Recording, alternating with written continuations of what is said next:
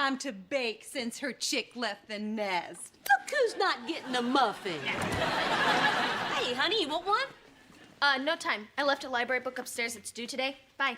Oh, well, wait a minute. We hadn't talked all week. Did you spare 5 minutes? What would 5 minutes really do, Mom? Wouldn't that just leave us wanting more? Barbara Jean, I'm going to Jenny's after the library. Bye. Don't you want to hear about my day?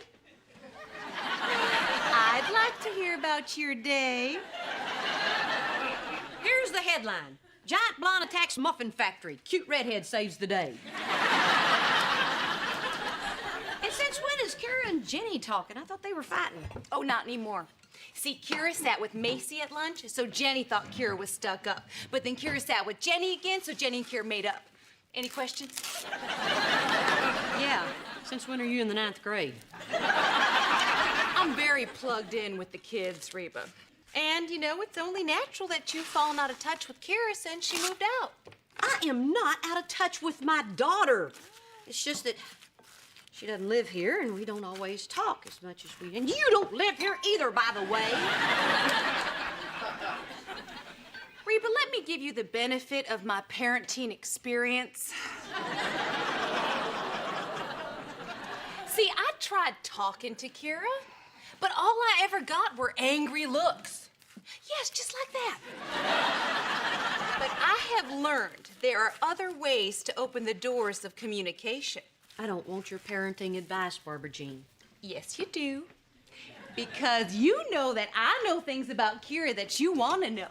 And you want to know how I know them. And I'll let you know how I know them if you let me know that you want to know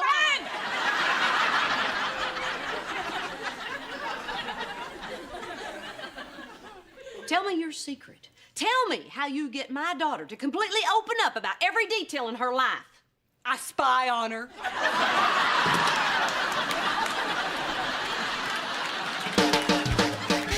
Hey! Pirates are planted in the past, though my life is changing fast. Who I am is who I want to be. A single mom who works too hard, who loves her kids and never stops, with gentle hands and the heart of a fighter. I'm a survivor.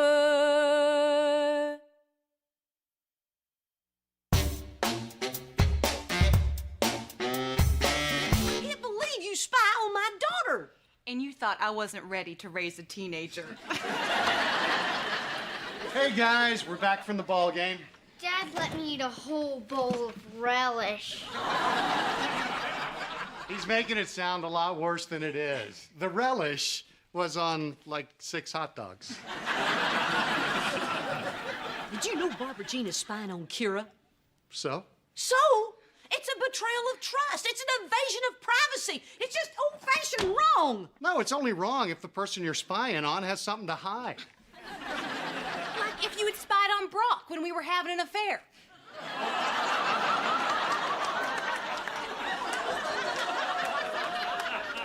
Don't help, okay, honey? Look, Kira's a good kid. What's Barbara Jean gonna find out? It's either band, the library, or the mall. We're lucky. Kira has no life. Apparently neither does Barbara Jean, or she wouldn't be reading a 14-year-old's diary. I would never read Kira's diary. I read her email. Yeah. See, I put this filter on the computer that lets me see everything anyone does online.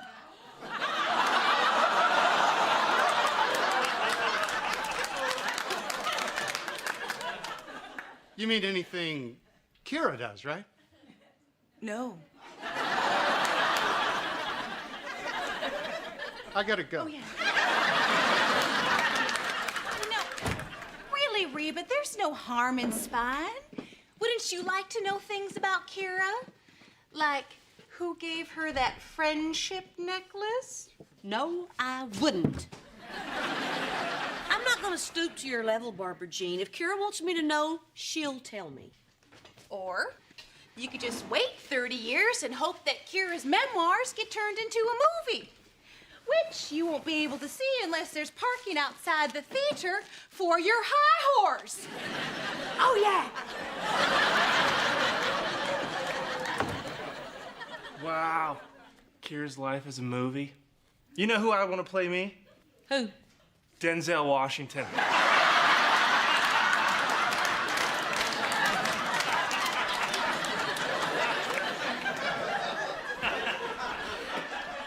What was that about? Oh, Barbara Jean thinks that I ought to spy on Kira like I'd ever spy on one of my kids. You spied on me all the time. I did not. Your mom has a point, Cheyenne. I mean, if she'd been spying on us, you'd never gotten pregnant.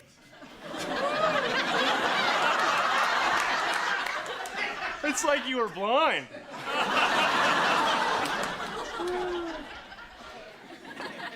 If you didn't spy on me, how did you always know when I liked a boy? Oh, it was obvious. You'd be on the phone all day with all your friends telling them about it, and then you'd write, "I love Jimmy" on your notebooks. Jimmy? Who's Jimmy? You are, honey.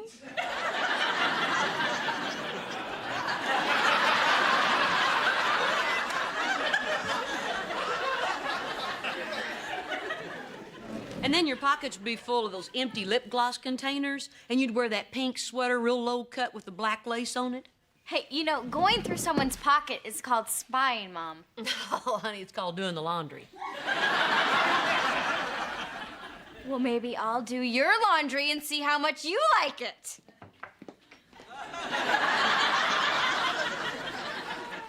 Yeah, do my ironing too. That'll show me.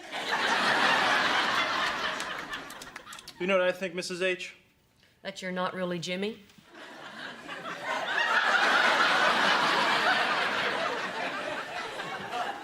No.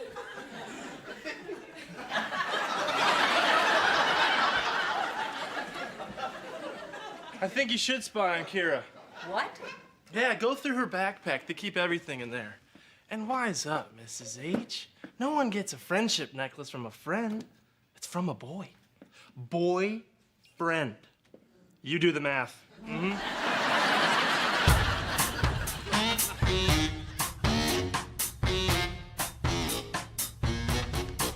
Hey, Hey, 2 visits in a week. That deserves a hug.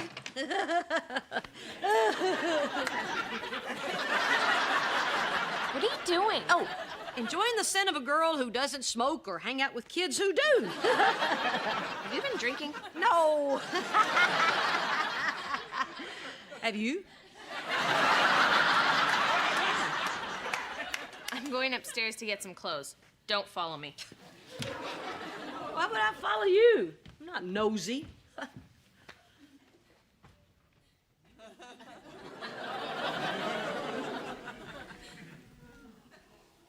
Oh, Kira. I'm gonna go through your backpack. If it's okay, don't say anything.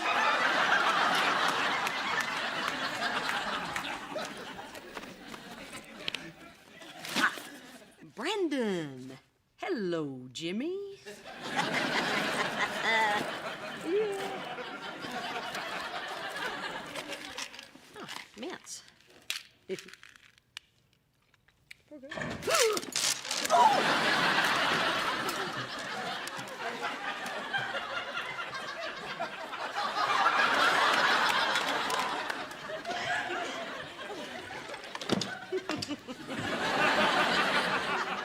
I'll see you later. Okay, all right. Here, don't study too hard. Whoa! That's Cheyenne's sweater. Not anymore. She gave it to me. What is that smell? Did you swallow a car freshener? No. And where are you going in Cheyenne's sweater? Out. Out where? Out there. To enjoy the freedom our forefathers fought and died for. Why are you asking all this stuff? I'm not asking stuff. I just want to know if you're going to go meet someone somewhere and do something that I might or might not like. Oh, I get it. You think I didn't check all this with Dad? No, that's not what I'm saying. Well, it must be, or you wouldn't be saying it. I mean, when I lived with you, I checked with you, not Dad. Now that I live with Dad, I check with him, not you, right? Well, yes. And now you're worried that I didn't check with either of you. But I know the rules, and I check with Dad. Isn't that what I'm supposed to do? Well, yeah, but don't think you can just walk in here and abide by the rules, little missy.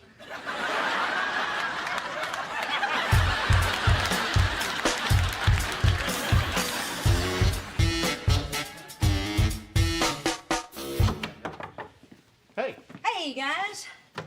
You're around? No, she's over at a friend's house. Which friends? I don't know, Mindy, Bitsy, Bootsy, I can't keep track. You let your daughter leave this house without knowing where she's going? What kind of parent are you? Hey, Mom! Jake, what are you doing here? Not ruining my dinner. You didn't know where Jake was. Oh, that's different. Jake hasn't blossomed. Come on, Kira's fine. She's a good kid. Oh, really? So you're not the least bit worried that she just left my house wearing Cheyenne's sweater? Hey, I spent so much money on those clothes. I hope Jake wears Cheyenne's sweater.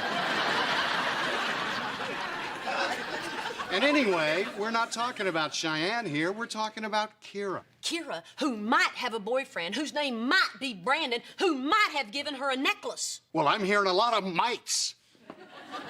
So until I hear some definitely's, I'm not gonna freak out. Yeah, but how can I be sure? Boop. You've got mail.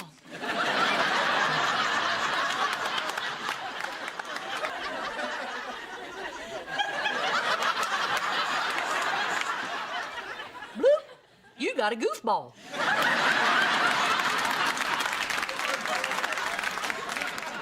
Okay, Barbara Jean. What's the story with Kira? She definitely has a boyfriend named Brandon, and he definitely gave her that necklace. Well, is she meeting him, or is she over at Mindy Bitsy Bootsy's house? Well, there's nothing in here that tells me. Oh my goodness! What? What? We can refinance at 4.75 with no points. Oh, get over it. Oh, what'd I do? Did I set off the alarm? No, it's the instant message. It's like talking with someone over the phone, but less private and more difficult. Oh. It's from her friend Mindy. F2T. What does that mean? Free to talk. Put yes. Oh, I don't mean put yes. I mean put Y. That's the first letter.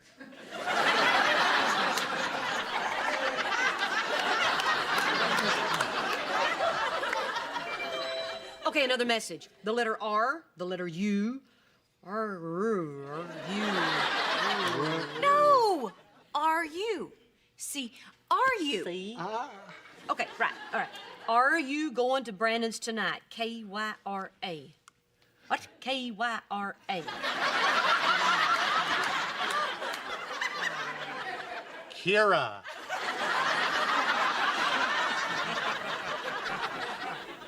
No parents equal fun. No parents. It's an unsupervised party, Brock.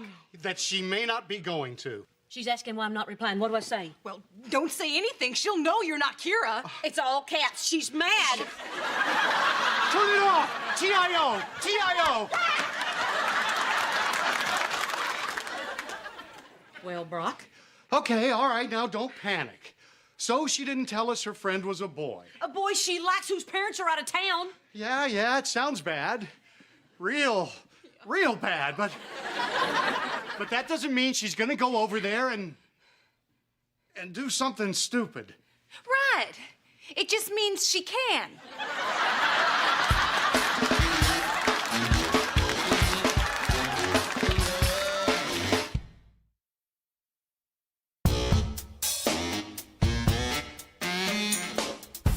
Kids are starting to arrive. Pull closer, Brock. We'll never be able to see her from here. We're never gonna see her because she's not coming. But if her friends see us, then she's gonna think I don't trust her. And Reba, don't worry.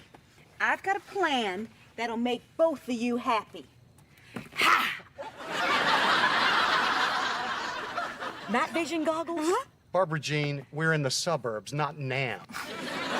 You can't go sneaking around looking in people's windows. I'll radio if I see anything. And don't worry, I'm not gonna do anything that looks suspicious.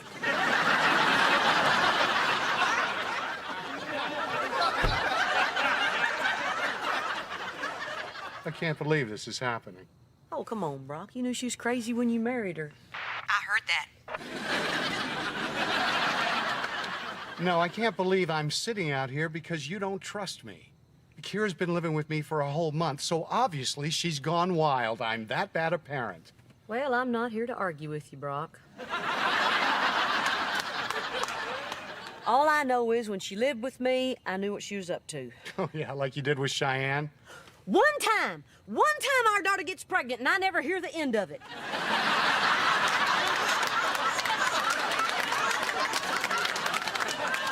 Hey, I know what Kira's up to. She's out with friends. Well, that's not good enough. You need to know which friends and where they're going, for how long, and get a phone number, and then get a cell number in case they lie about the phone number. Or maybe we could put a chip in her head and track her by satellite. Well, if you weren't so cheap. Did you ever stop and think that maybe one of the reasons Kira moved in with me is because I trust her? You know what? We might have to be here on a stakeout, but we don't have to talk. Fine. Fine. Roger that. Can you believe my mom kept track of my lip gloss? Oh, I know. We would go through like a tube a week. Hey, remember when my mom kept that old couch out in the garage? Oh. I thought my lips would fall off. You know, it was kind of fun sneaking around, never knowing if we're gonna get caught or not. Yeah. Sitting there in the dark, the scent of strawberry passion on our faces.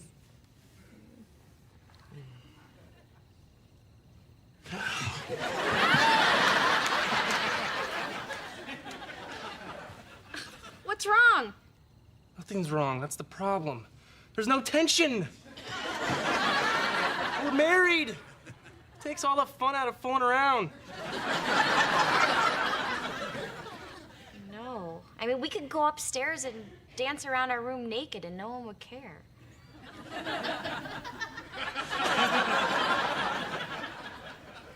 You want to? I don't know. It's all the way upstairs.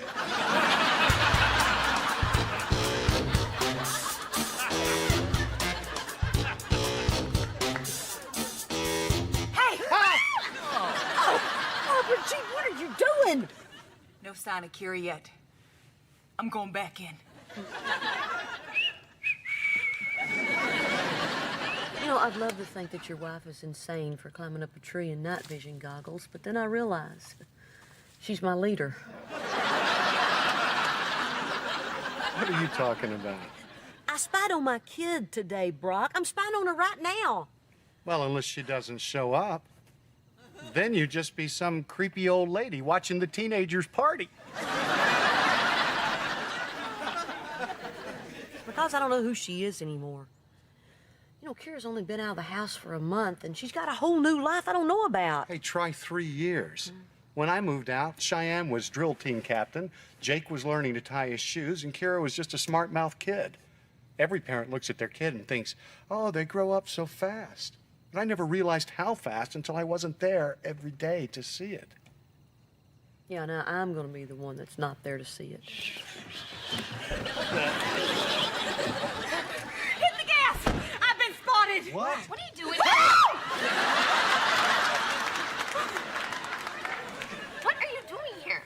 Well, I think a better question is, what are your mom and dad doing here? Never mind why we're here. Why are you here? I'm with my friends, okay? Friends or boys? What's the difference? You don't know? We got nothing to worry about.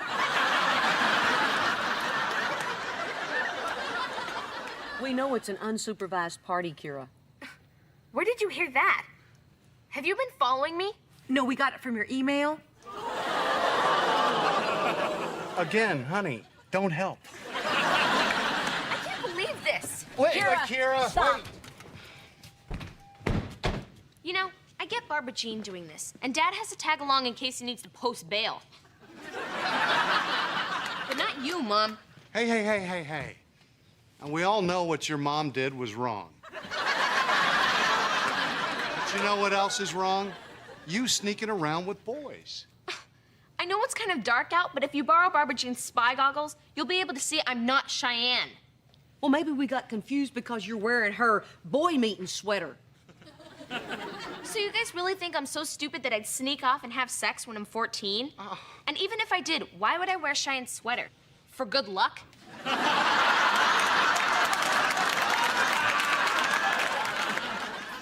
I thought you knew me better than that. Well, I used to. Since you moved out, we don't talk. I don't see you. You don't even check in with me. Because I live with Dad now. I don't have to do all that stuff. Oh, yes, you do. What? From now on, you have to check with both me and your mother. Maybe you thought you'd have it easy living with me because Dad's a pushover. Well, let me tell you something. Living with me isn't going to be a free ride, and it isn't a license to cut your mother out of your life either. But that's not fair. Well, good. Then I must be doing something right. Now go say goodnight to your friends. Oh, and tell Brandon I'm going to be sending his parents a nice little thank you note for letting him throw this party. I can't believe this.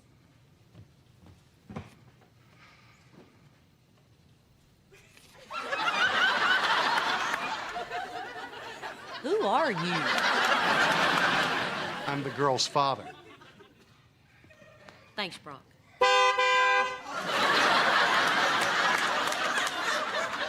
Hey, Red, hands off the merchandise.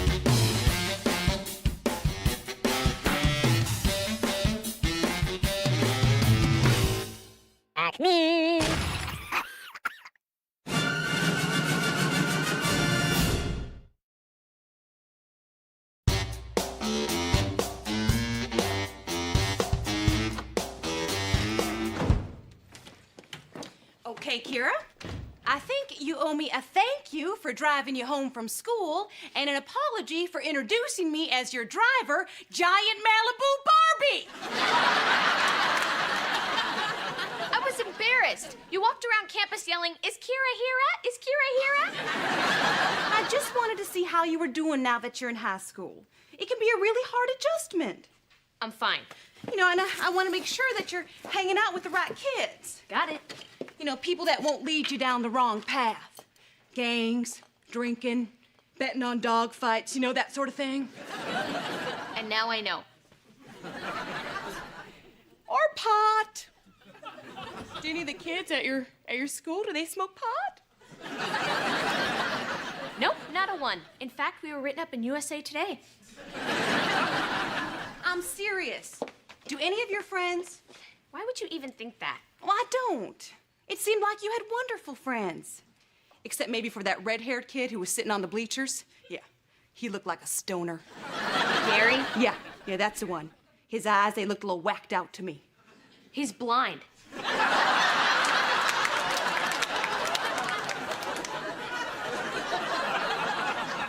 Look, if the question is whether I'll buy you pot, the answer is no. Okay, you know, what if someone were to offer you some? What about peer pressure? Come on, Kira, pot is fun. All the cool kids are doing it. Hey, you want to take a little ride on my magic carpet? Ooh. What is going on? She's working on her sales pitch. We need the money. We were talking about high school, about peer pressure and whether any of the people she knows have smoked pot. And she hasn't said yet. Oh. Well, what about that, Kira? What, you want me to start asking people whether they have or not? Yeah, I think it's important that you know about the people you spend time with. Okay. Dad, have you ever smoked pot? What? Oh, I'm sorry. I believe back then they called it reefer. Reefer. Reefer. No, of course not. Don't you want to know about me, Kira? Yeah, Barbara Jean, what are you on?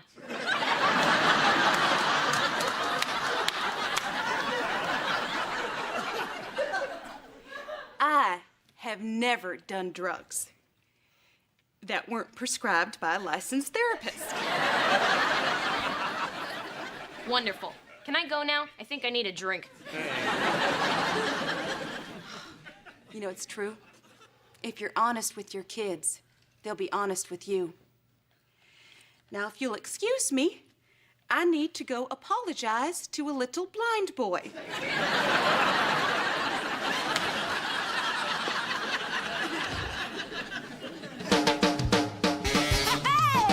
My roots are planted in the past, though my life is changing fast. Who I am is who I wanna be. A single mom who works too hard, who loves her kids and never stops, with gentle hands and the heart of a fighter. I'm a survivor.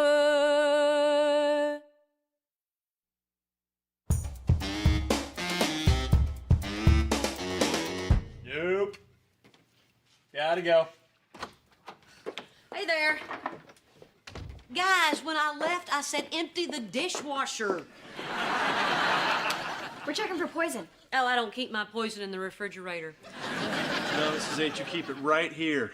Listen to this. Dextro, mono, something, something, something. The something's why I buy it. It's a chemical compound that has no relationship to any actual food. Yeah, but it goes great on a bagel. Coach had a nutritionist talk to the football team, and he explained that we're allowing all of these horrible chemicals into our bodies. All this stuff has to go. What's the problem with the olives? Nothing, I just don't like olives. Okay, put everything back. You're committing slow suicide, Mom. I have my reasons, darling. Hey, guys, can I get a second with your mom? Put it all back and empty the dishwasher. Nice going, Van. So what happened? Well, Kira asked me if I had, smoked pot, and I told her I never had. So what's the problem?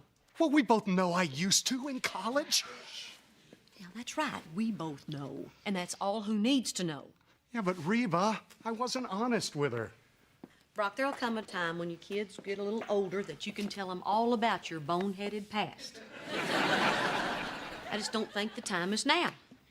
She gave me this look like she knew I was lying. Well, if anybody can recognize that look, it's you. Okay, sorry.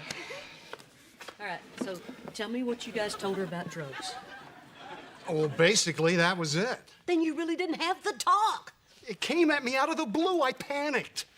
Okay, now we're gonna have to talk to her together. I'll tell her that I never smoked pot either. Well, that doesn't help me, does it? You didn't. I know. That's why I'm thinking clearly. Maybe this is a good idea. Plus, we could tell her about the people we knew who smoked a lot of pot and all the problems they had. Oh, like that guy Toast, the one that got busted. Or you know who's worse? That guy Brain. He was always high. Wonder what he's up to now. He started a software company. He's a billionaire.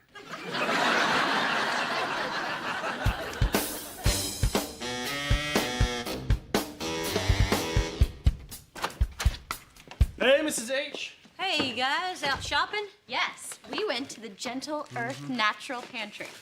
Oh, man, wished I'd known. I need some Clorox. No, Mrs. H, here's what you need. Completely organic, no processed sugar, additive-free, strawberry preserves.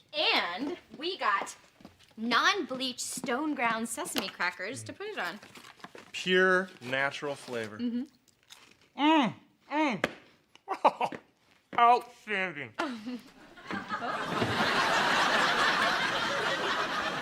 The world of marijuana, the pot culture, the inside dope on dope. Wow, we thought your food was a problem. Mrs. H, are you smoking weed? I'm getting ready for my big talk with Kira, and since I never did drugs, I'm educating myself. Oh, if you want to teach her about drugs, you should watch that movie Scarface. Say hello to my little friend. Pra, pra.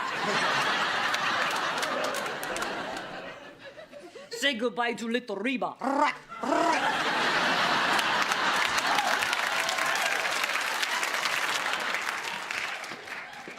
You know what's really cool, Cheyenne? is that one day we'll be able to look our daughter in the eye, just like your mom can with Kira, and say the same thing. Honey, we never did drugs. That is huge. Yeah, well, it must be, because you keep on yapping about it. What's the matter with you? Nothing. I just don't understand why we're having a conversation about what we're going to tell our baby daughter when she's like 15. Honey, we're just talking. What are you getting so angry about? I mean, what if she did try it once, Van? I mean, would that make her a terrible person? What are you... Oh, wow. Yeah. When? At cheerleading camp? Oh, that's just great, Cheyenne. That's great. Did you ever stop and think that maybe that's why your pyramid was lopsided?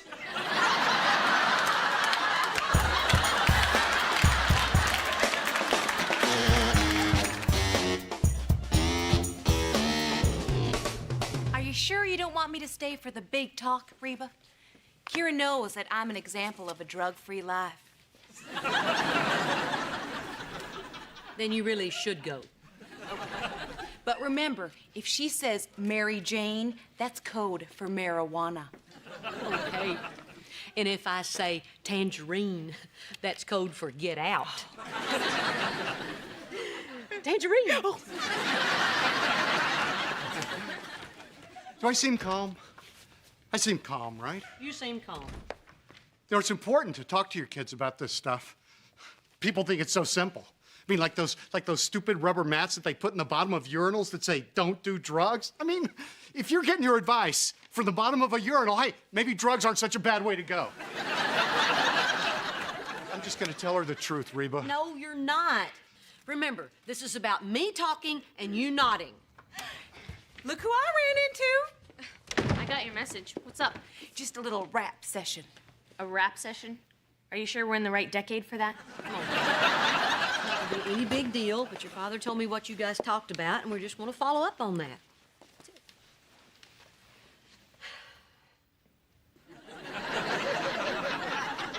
I like when all three of you stare at me like that. It's comforting. Kara, we understand that drugs exist and that some kids might be doing them. And to those kids, it might seem like harmless fun, but it can get serious real fast. See, your dad and I had this friend who, well, he thought it would be harmless fun too. He wound up in jail. Whoa. Big time. Whoa. Drugs are bad, man. They're a bad scene. Anyway, I just want you to know that you can always come talk to me. And you'll be honest. Absolutely. Okay, then. Well, I know Dad never smoked pot. But did you, Mom? No. And there were times... I did do it, okay? Okay, I did it. I smoked pot. Anyhow, like I said, Kira, this isn't gonna be any big deal. You smoked pot? Were you high when you married me? A lot of people ask that. Barbara, this is not about you, this is about Kira. The mistakes we made are our mistakes. You have your whole life ahead of you. Well, actually, there are a couple things that I've been wondering about, and I didn't want to be one of those nerds who has to read pamphlets. You feel like taking a walk? Sure, let's go down and get some ice cream. Yeah.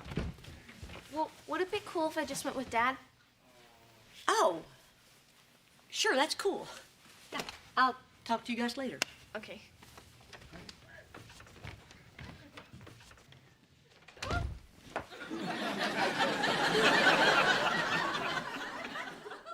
Oh my gosh! I'm married to a pothead! Tangerine!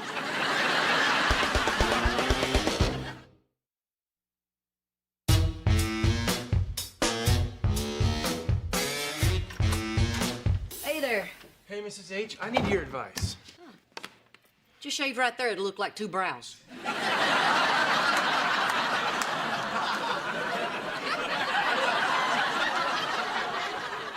I have this friend who you may or may not know, who may or may not be real. And I found out that this person has done drugs. You know? What did Brock do? Wear a t-shirt that said I smoked pot? Whoa, whoa, whoa, whoa! Mr. H smokes pot? Well, that sure explains a whole lot. Oh, man. The oak tree doesn't grow far from the place where the acorn fell from it before it started to grow. Van, are you high right now? It came up when we were giving our talk to Kira. Well, how'd she react? Well, the wrong way. Suddenly she wants to do all of her serious talking with Brock. Well, I bet he's got some really good stories. Well, I've got some good stories, too. And they don't all start with, dude, check it out. I mean, just because you never smoked pot doesn't mean you're not cool. Hello, my weed-free friend. Or maybe it does. Ben, could you please excuse us? Reba and I need to discuss something personal that is not for children's ears.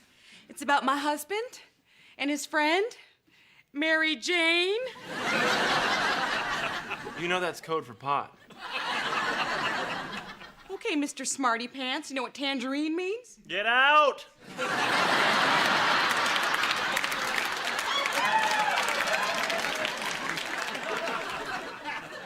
So you're not the only one that gets on my nerves. And he already knows about old Smokey. Wow, isn't that fabulous? Something for the Christmas newsletter. That makes you think, huh? If Mr. H hadn't fried his brain, he probably would have been a real doctor instead of a dentist. I mean, I gotta figure out something to do because Kira won't talk to me because I never smoked pot. Lie. What? Yeah, tell her that you said you never did it, but you actually did. You could tell her that you did it at cheerleading camp or something. I can't lie to her about this. Can I? Well, if it keeps you in the loop, why not? Well, if you don't want to lie, you could smoke pot now. I'm sure Brock's got a little wacky tobacco stashed in his golf bag. I gotta go.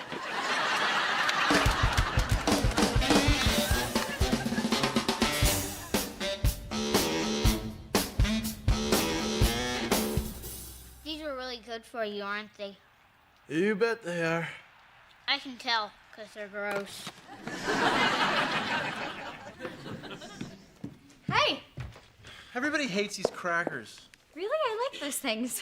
Oh, you do realize they're stone ground, right? Not stoner ground? About that. This is so weird. Today, I was looking through my diary, and I found some stuff that I wrote when I was at cheerleading camp. Look. July 10th, didn't smoke pot. Disappointed in the girls that did. Yeah, see, some of the girls were smoking, but most of us weren't. And I guess I got confused, and I thought I was one of the ones that did, but as you can see, I was one of the ones that didn't. Oh! Well, that's weird. According to my driver's license, I wasn't born yesterday. You can't stop lying. You've got liarrhea. You've got, why are you such a big jerkeria? Why are you flipping out that I smoked pot one time? Because of Elizabeth, Cheyenne. Us not doing drugs is the one thing I was hoping would make up for us getting pregnant before we were married. Hey, Mom and Dad, if I'm 16, how come you've only been married for 15 years? And we'd say, the important thing is, honey, we never smoked pot. Well, I guess we can't say that now, can we, Puffy? Well, we could buy. Oh, yeah, that's brilliant, Cheyenne. If we're gonna lie about that, why don't we just lie about when we got married? I like it.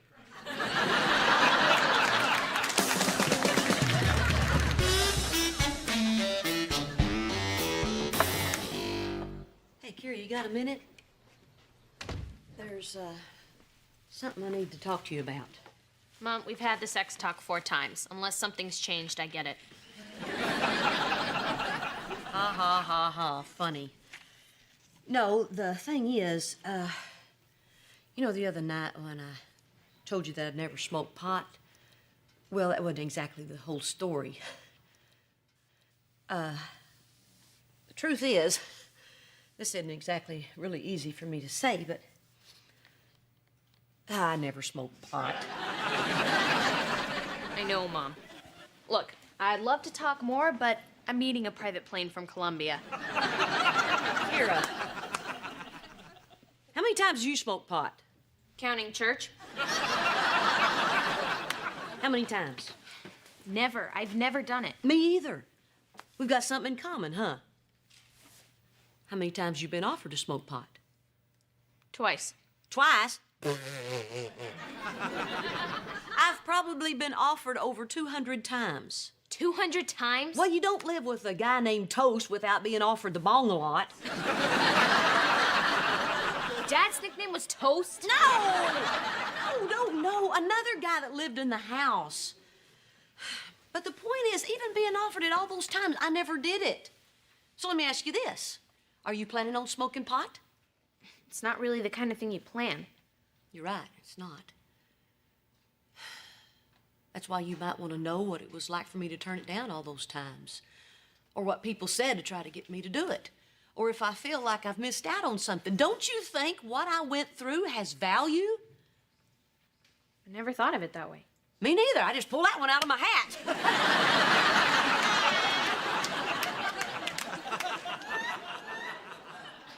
Honey, anything I can take from my life to make your life safer, that has value to me. Hey, kiddo, sorry I'm late. Hi, Reba. Hey. So, you want to go get that smoothie? Actually, Dad, I wanted to go talk to Mom first. Can we get a smoothie later? Yeah, sure, when you get back. Okay, cool. Bye. Have fun. Hey, honey. Hey. So, that whole pot smoking thing, that's all in your past, right? Yes, Barbara Jean, I did it in college. Good. Then you won't mind giving me a little sample, cowboy.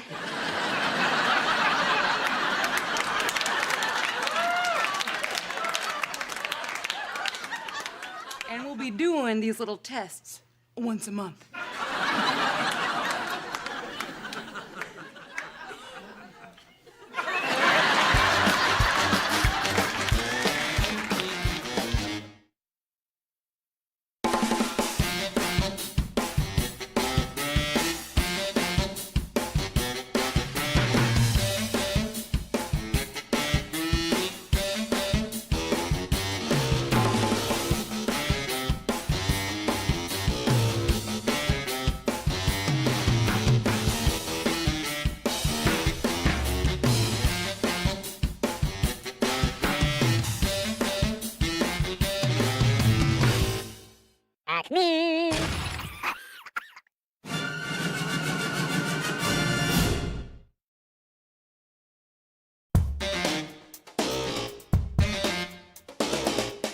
Barbara Jean, why do we have to take a communication workshop? We communicate just fine. Like, remember the other day when I came home and I asked you, how was your day? And then you talked for 45 minutes? That's communication. Please don't make me do this. I don't know what you're trying to tell me, but I bet I will after our workshop. I don't know how we got sucked into this. I mean, we don't have any problems. What's that mean? Oh, you'll find out. You don't have to have problems to learn how to communicate better. Dr. Todd teaches you to resolve conflict. If the cowboys would have had Dr. Todd, I bet they would have gotten along better with the Indians, and we would still refer to corn as maize.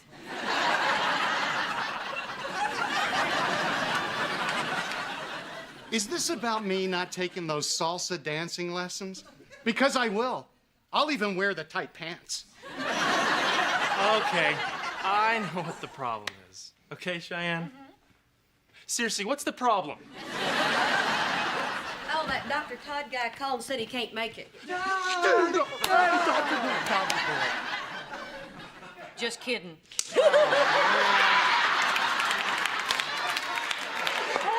Oh, much for letting us do this here. Oh, and thank you very much for letting me videotape it and selling it online. Oh. Hey, Reba, what's in the box? Oh, wait, don't tell me. Let me guess. Okay, I'm gonna need a hint. It's Kira's stuff. Kira's stuff. Kira's stuff. I'm gonna need another hint. I finally cleaned out her room. Thought it was about time that I showed her I'm accepting the fact that she's moved out. I accepted her decision the second she got off the front porch. Dearest Dr. Todd, everybody act sane.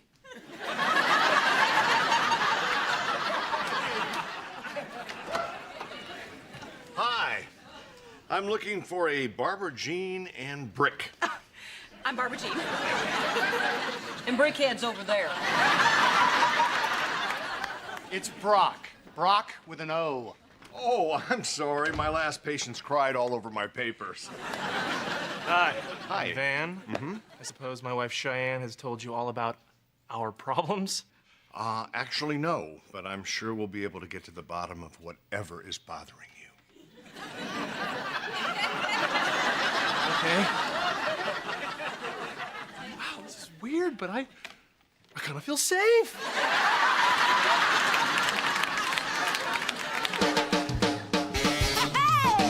My roots are planted in the past, though my life is changing fast. Who I am is who I wanna be. A single mom who works too hard, who loves her kids and never stops, with gentle hands and the heart of a fighter. I'm a survivor.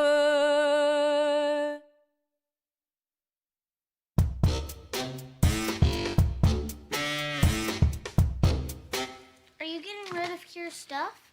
Yeah, kind of. Is it because she didn't clean her room?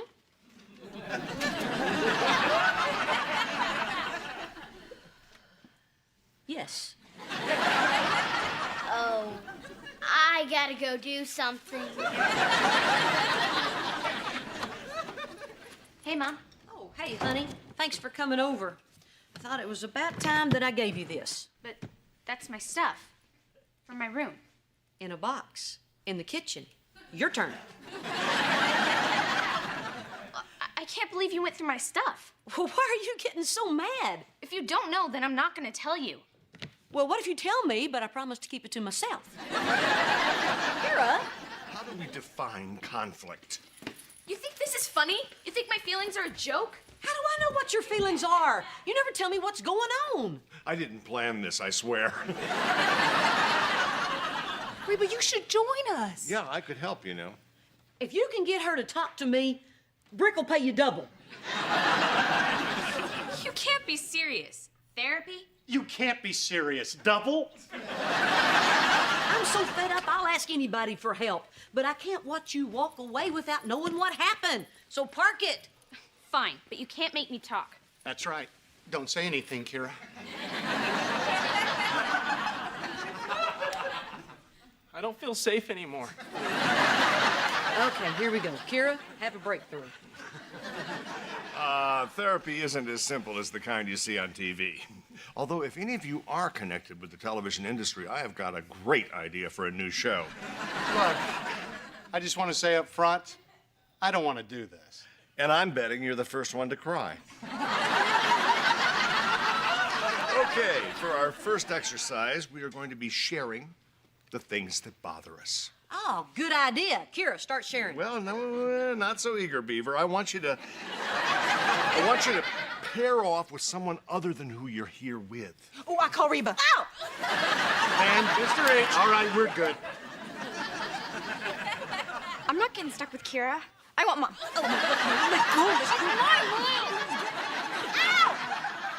I'll kill her before I let you take her.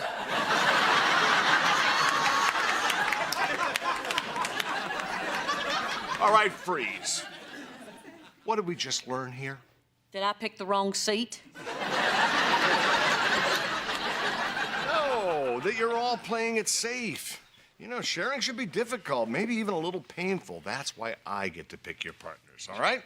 So I want, yes, you with you.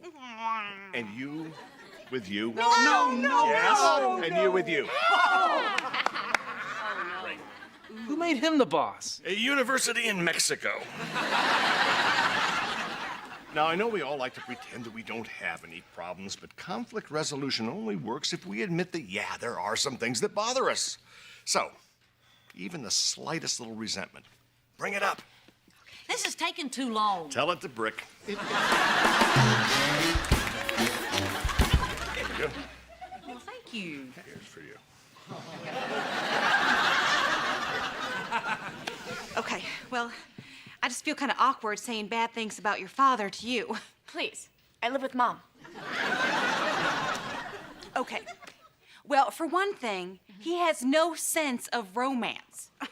I thought it'd be cute if we got matching name tattoos. You know, simple, classy tattoos on the butt.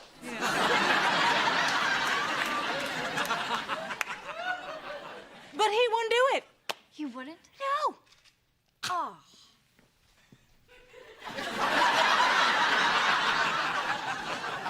They just started talking. How can they be so mad? I can't read Kira's lips with you yakking at me.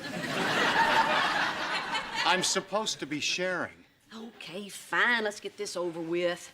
Tell me everything that bugs you about Barbara Jean. Actually, this will make it faster. You do one, I'll do one. Well, to be honest, I don't have a problem with Barbara Jean. In fact, our life is one never-ending slice of bliss. Brock, I know her. You're right. She's driving me crazy. Like, check this out. The other night... So what's going on with you and Mrs. H? Drop it, Van. But we're supposed to share, Kira. Okay, then you start. Tell me all you hate about Cheyenne. I don't think so. Why not? Because I don't remember everything I say, and you'll make something up.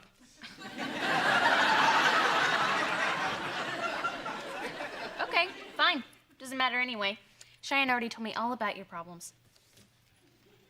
No, she didn't. Yes, she did. She said you're easily manipulated.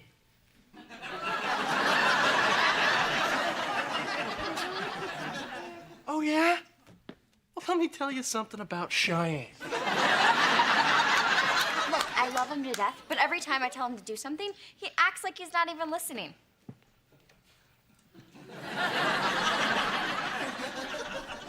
Who? Van.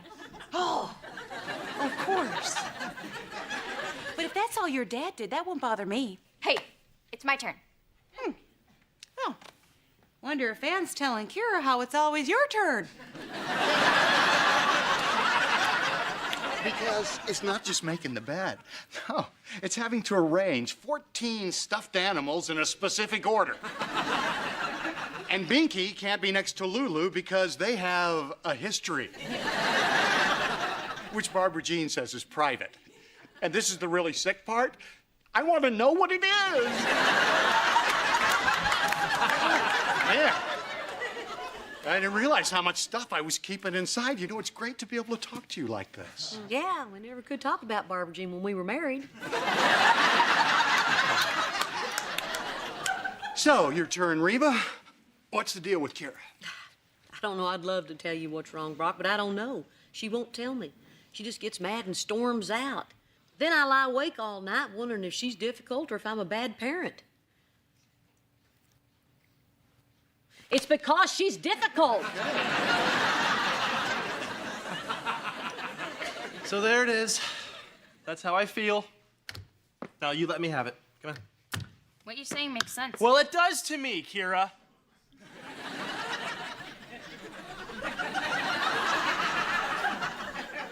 Wait a minute, you didn't do your whole make fun of Van thing. You must be really upset. So you want to talk about what's bugging you? Mom cleaned out my room. Not fair. We have to clean our room because apparently she's not our maid.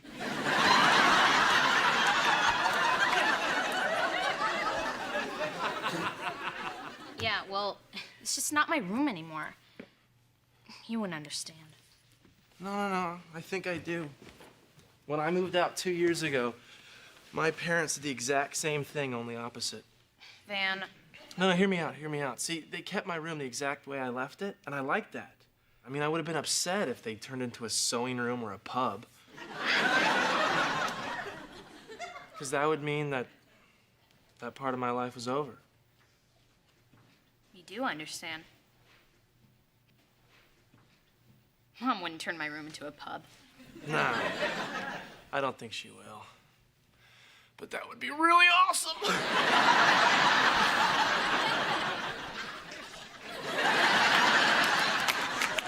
Okay, people, it's time for a break. You can all relax and stretch your legs for a bit, or you can come browse through the dining room / gift shop. First customer gets a free Dr. Todd coffee mug.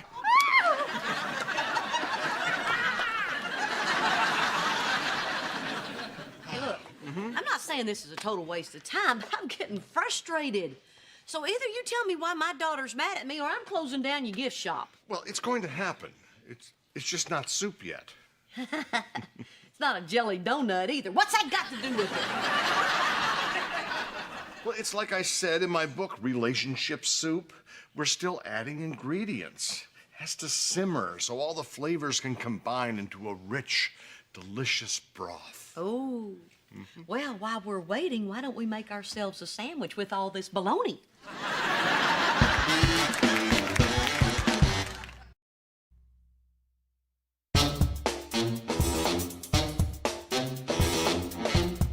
All right, there you go. And just in case, God forbid, it doesn't work out with the brickster, there is my home phone number.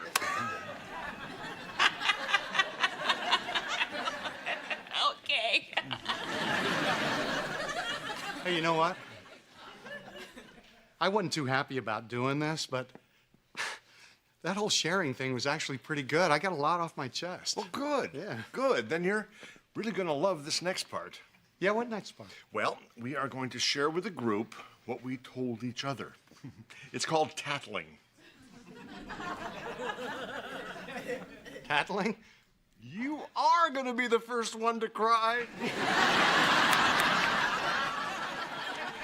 Okay, everybody, it is tattle time. You know, people say to me, wouldn't it be simpler just to tell the person who's bothering you what's wrong? Well, I say simple or stupid. Stupid. Yes, it is stupid, because people just get defensive when they hear the same old complaints from the same old person. They just stop listening. But they will listen to a neutral third party, a person who I like to call the Tattler. And the Tattler is a registered trademark of Dr. Todd, Inc. Now we're talking. Okay, Van, you tattle first. What's stuck in Kira's craw? Did you graduate from a university in Mexico?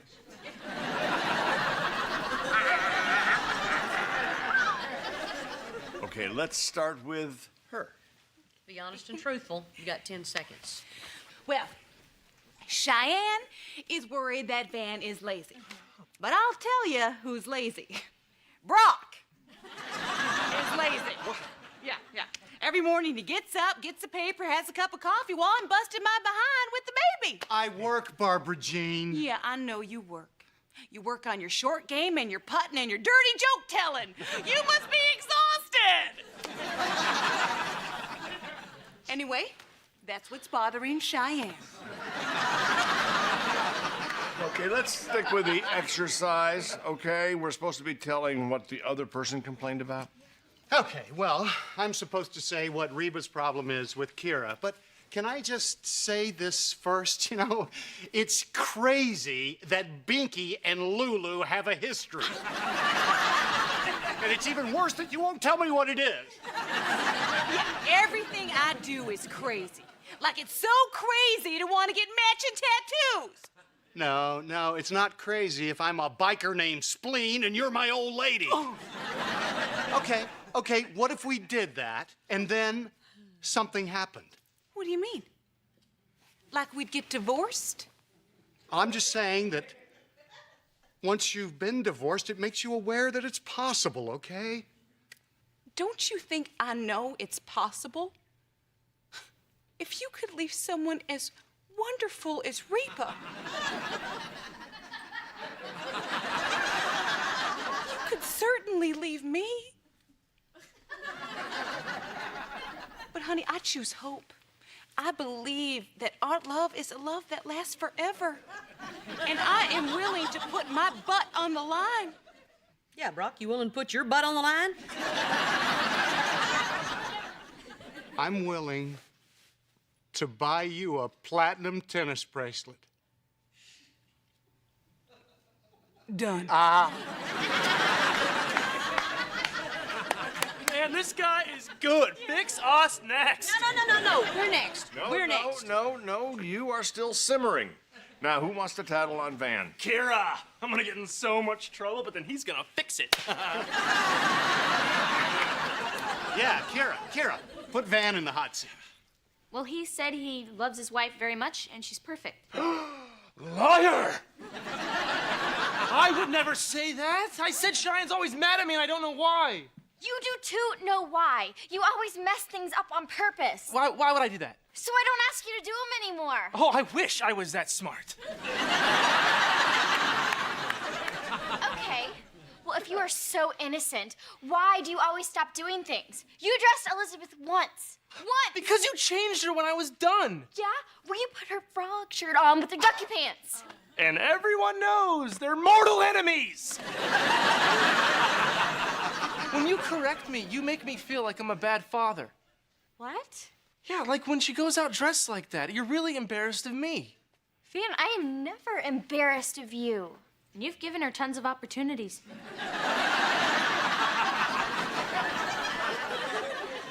I'm sorry, Van. From now on, I'm gonna let you do everything. And I'm not even gonna lift a finger. You are a great girl, Cheyenne. Yeah. How'd I get so lucky? Yeah. You. All righty. That's 2 down, 1 to go. Who wants to tattle on the kid? Oh, okay. Everybody pipe down. Here's where brick pays double. Okay, Van, spill the mystery. Pass. Pass? Pass? What do you mean pass? There's no pass in soup. Well, I think if Kira wants you to know, she'll tell you.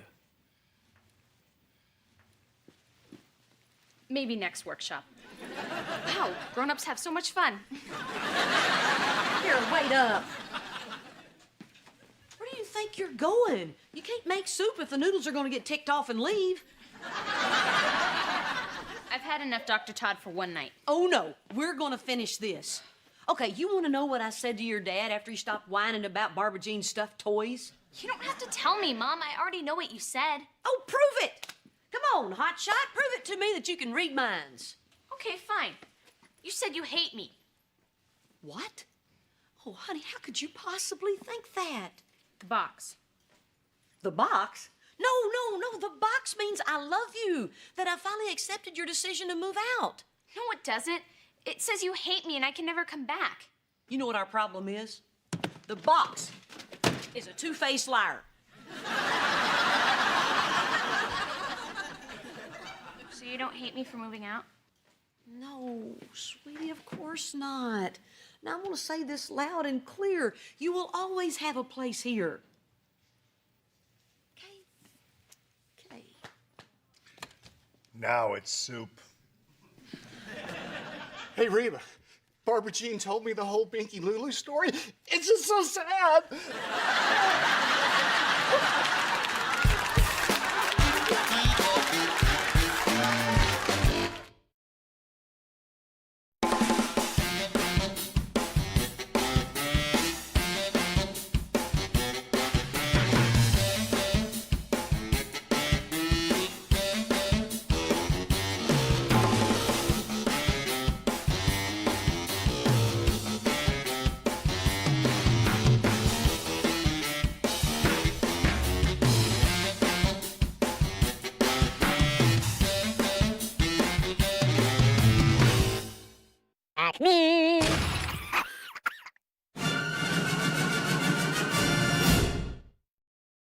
The afternoon sun filtered through the windows of the Hart household, casting long shadows across a kitchen that felt strangely hollow.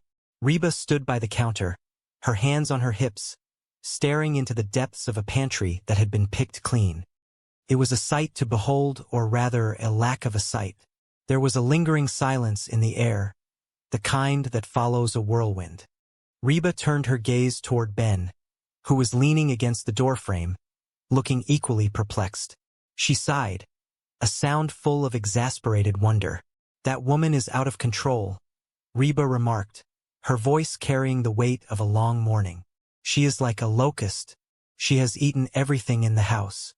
Ben nodded slowly, his eyes wandering toward the dining table. It was not just the snacks or the leftovers that had vanished. "She has eaten everything in Mr. Hart's house," he added, pointing toward the table. "Look, even the salt and pepper shakers are empty." Reba shook her head in disbelief. It was true. The house felt as though it had been subjected to a systematic harvesting. The cabinets were bare, the fruit bowl was a lonely ceramic void, and even the basic condiments had been sacrificed to an insatiable appetite. Reba looked at Ben, a spark of challenge in her eyes. "Why do you not just tell her she has eaten too much?" Ben recoiled as if the suggestion were a physical blow. "You tell her," he countered quickly. "No, you tell her," Reba insisted. She was not about to be the one to deliver that particular piece of news. "Let us settle this. Rock, paper, scissors." Ben sighed, his shoulders slumping. He knew how this would end, yet he felt compelled to participate in the ritual. "Reba, you know you are going to lose," he warned. "Not this time," Reba said, her voice filled with a false sense of confidence. 1, 2, 3. The results were instantaneous and predictable. Ben stared down at his hand, then at Reba's. "Dang it," he cried out in frustration. "How do you always beat me?" Reba gave him a knowing, slightly pitying smile. "Because you always pick scissors, Ben. It is a very predictable strategy." "Of course I do," Ben muttered, looking at his folded fingers. "It is my system. It is supposed to be the most aerodynamic choice." He paused, the reality of his loss sinking in. "So you will be the one to tell her?" Reba's smile vanished. "Yeah, fine," she began before her resolve crumbled. "No, I do not want to. You tell her. Come on, you tell her. Please, please, please." Ben crossed his arms, standing his ground. "No, Reba, why should I be the one to tell her?" "Because girls can say that kind of stuff without having to come across like all they care about are looks," Reba explained, her logic as sharp as ever. She leaned in, shifting her tone to a playful compliment to soften him up. "By the way, you have been looking hot lately." Ben tried to keep a straight face, but a small, flattered grin escaped. "Oh, you," he said, waving her off. "Look, sweetie, why did not I tell her?" Reba said, finally taking pity on him. "Thank you," Ben breathed, the relief visible in his posture. The front door swung open, and the atmosphere shifted instantly as Barbara Jean burst into the room, her energy filling every corner. "Hey, hey, hey," she chirped, her face lit with a triumphant glow. "Guess who Luigi gave the free pizza to?" Reba and Ben exchanged a look.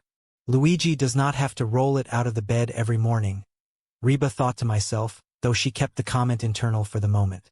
Aloud she said, "You know, Mom, we really do not need another pizza. I mean, it is really just the three of us." "Oh, I know," Barbara Jean replied, setting the steaming box down on the counter with a flourish. "But I had to take it. It was free. Somebody will eat it." Before the words had even fully left her mouth, a voice rang out from the other room. "Dibs." Reba sighed. This was exactly the cycle they were trying to break. "You know what, Mom? I am thinking maybe we should all try and get a little healthier around here." Barbara Jean stopped in her tracks, her hand hovering over the pizza box. "What are you talking about? I am very healthy." Reba did not let up. She walked over and gently but firmly placed her hand over the pizza lid. "All right, that is it, Mistress Hart. Drop it. Drop it, Mistress Hart. Drop it. Drop it. Drop it." Barbara Jean looked at her with wide, confused eyes. "Drop it," Reba commanded once more. "Mistress Hart, I cannot stand to see you do this to yourself. It is like you are trying to eat yourself to death. Why? What happened to you? What is different?" Suddenly, the memory shifted, blurring like a dream. Reba found herself standing in a brightly lit room that felt more like a stage than a kitchen. A figure appeared in the doorway, radiating a confidence that was almost blinding. "Yoo-hoo! I am here, and I am thin." Reba blinked, trying to process the sight. Barbara Jean stood there, looking completely transformed. The woman who had once been described as a locust was now svelte, her clothes fitting her in a way that seemed almost miraculous. "Yeah, thin is a stick and dumb is one," a voice muttered from the side. Reba turned to see Van standing there, looking unimpressed. Yikes, Reba thought. What is eating Cooper grape? She looked back at Barbara Jean, noticing her legs. "Look at that. They look like the number 10. Reba gasped, the sheer absurdity of the image jolting her awake. She sat up in bed, her heart racing, the silence of the night pressing in on her. Oh, thank God it was just a nightmare. She whispered to herself, wiping a bead of sweat from her forehead. But the silence was broken by a familiar, high-pitched call from downstairs. "Yoo-hoo! I am here, and I am thin." Reba groaned, sinking back into her pillows. "And the nightmare continues," she muttered. The morning light brought a fresh perspective, but the reality remained. Reba walked down to the kitchen, the lyrics of her own life playing like a soundtrack in her mind. Her roots were planted in the past, though her life was changing fast. She knew who she was and who she wanted to be.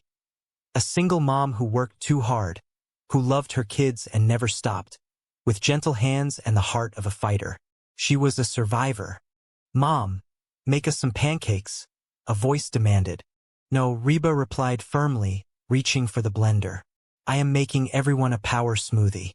And this afternoon I am taking a power walk." "Power walk?" Van asked, looking up from the table. "Oh, forget your power cane." Reba narrowed her eyes at him. "Van, that is not nice. Mom does aerobics." "She could shatter her hip," Van added, his tone dripping with mock concern. Reba smiled sweetly, though there was a glint of steel in her eyes. "And yet, in the blink of an eye, I can make you both homeless." The tension was broken by the arrival of the rest of the family. "Hey, everybody," Cheyenne chirped, entering with a bounce in her step. "I am here and I am." "Oh, shut up and have a donut," Reba interrupted, holding out a plate. "Oh, Reba," Barbara Jean said, walking in behind her, looking radiant in her new, smaller frame. "You are not still trying to lose weight by drinking those power smoothies, are you? Jordan, my trainer, says that those are loaded with hidden carbs." Reba set the blender down with a deliberate thud. "Barbara Jean, I am all for adopting a healthy new lifestyle. But seriously, I mean, there has to be some sort of..." She stopped, noticing the way the men in the room were looking at Barbara Jean. "Will you stop staring at her?" "What?" Van asked, his eyes never wavering. "We have been staring at her for like the past 2 hours." "Well, she is pretty," he added simply. "I am pretty," Reba countered, her voice rising slightly. "Well, of course you are," Van said, finally looking at her. "You have always been pretty. But she is new pretty." Reba stared at him, stunned. "Oh, Van, that is such a funny story you can tell to your next wife." Cheyenne, however, was beaming. "Then you really think that I am new pretty?" "Oh yeah," Van replied. "You are like a bleached-out Halle Berry." "Thank you," Cheyenne said, blushing. "You are welcome," Van replied, already turning away. "I am going to go make some calls." The room settled into a strange sort of quiet. Reba watched Barbara Jean, who was practically vibrating with her newfound confidence. "So, Barbara Jean," Reba began, her curiosity getting the better of her. "Is it true that when you lose a bunch of weight, you want to do, you know? Bounce, ka-bounce? Fun." Cheyenne cried out, her face turning crimson. "Oh, Cheyenne, do not be upset. You are still hot. You are like a bleached-out Jan Brady." "Jan?" Cheyenne repeated, horrified. "Jan Brady? I am Marcia," she insisted, tossing her hair. "Marcia, Marcia, Marcia." Barbara Jean laughed, a bright, clear sound. "So, Reba, I got an idea. You should come down to the gymnasium and meet Jordan, my trainer. Seriously, he will change your life. I mean, he is so much more than a personal trainer. He taught me how to work out and eat right. We even go over the clothes I am going to wear and the movies I am going to see. Well, Reba said, holding up a hand. The movies you are going to see? What has that got to do with you getting in shape? Oh, nothing, Barbara Jean admitted. We just have the same sense of humor. That Tim Allen just kills us. I mean, whether he is playing a dog or Santa Claus, you just buy it. So, you will come meet Jordan? No, Reba said flatly. Oh, come on, Reba, Barbara Jean pleaded. I want my best girlfriend to meet my best boyfriend. Boyfriend? Reba asked, her eyebrows shooting up. Oh, whoops, Barbara Jean said, her eyes widening. That came out wrong. Oh, Reba said, a smirk playing on her lips. Well, thanks anyway. But I am just going to be here with my smoothie. She took a long sip and grimaced. Delicious, just like fruit gravy. Later that day, Brock was pacing the living room floor, his face a mask of anxiety. Oh, hey, Barbara Jean, he said as she walked through the room, her gym bag over her shoulder. Here you are. Listen, how would you like to go out and grab a quick lunch? Just the two of us? Oh, honey, I cannot, Barbara Jean replied without slowing down. I am going to the gymnasium. Well, can you not skip it just this once? Brock asked, his voice bordering on desperate.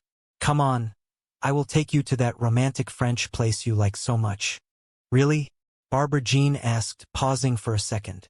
Skip the gymnasium and eat French food? No confondu, brah. She walked out the door, leaving Brock staring after her in disbelief. Man, she blew me off again, he muttered to Reba, who was watching from the sofa. All she wants to do is go down to the gymnasium and spend time with Jordan, her trainer. Exactly, Reba said, nodding. Frankly, I like the new but, Brock confessed, but the new attitude not so much. Oh, that is really funny coming from the old but, Reba replied. Brock ignored the jab. Jordan is so great, he mimicked. Jordan is so toned and funny. Well, I got news for you. Nobody is toned and funny. Rob, you are overreacting, Reba said, using his full name to try and ground him. Oh, really? Brock asked, his voice rising. Yeah, I think she might be having an affair with this guy. Barbara Jean with her trainer? Reba asked, skeptical. I mean, sure, he is probably a better man than you are, better looking and younger. But that is it, Brock shouted. Reba, I need you to help me out. I want you to go down to the gymnasium and see if there is anything going on.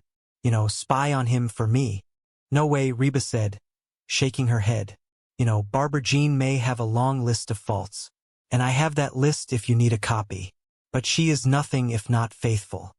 Yeah, right, Brock said, his insecurity taking the lead. Up until now. But now that she is thin and hot, she has all kinds of options. Look, Brock, Reba said, trying to be the voice of reason.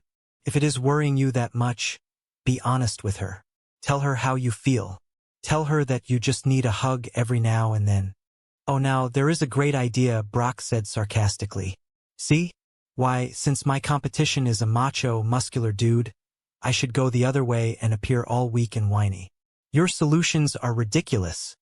Reba, it makes me want to spy on those. Stupid. He trailed off, looking at the power smoothie on the table.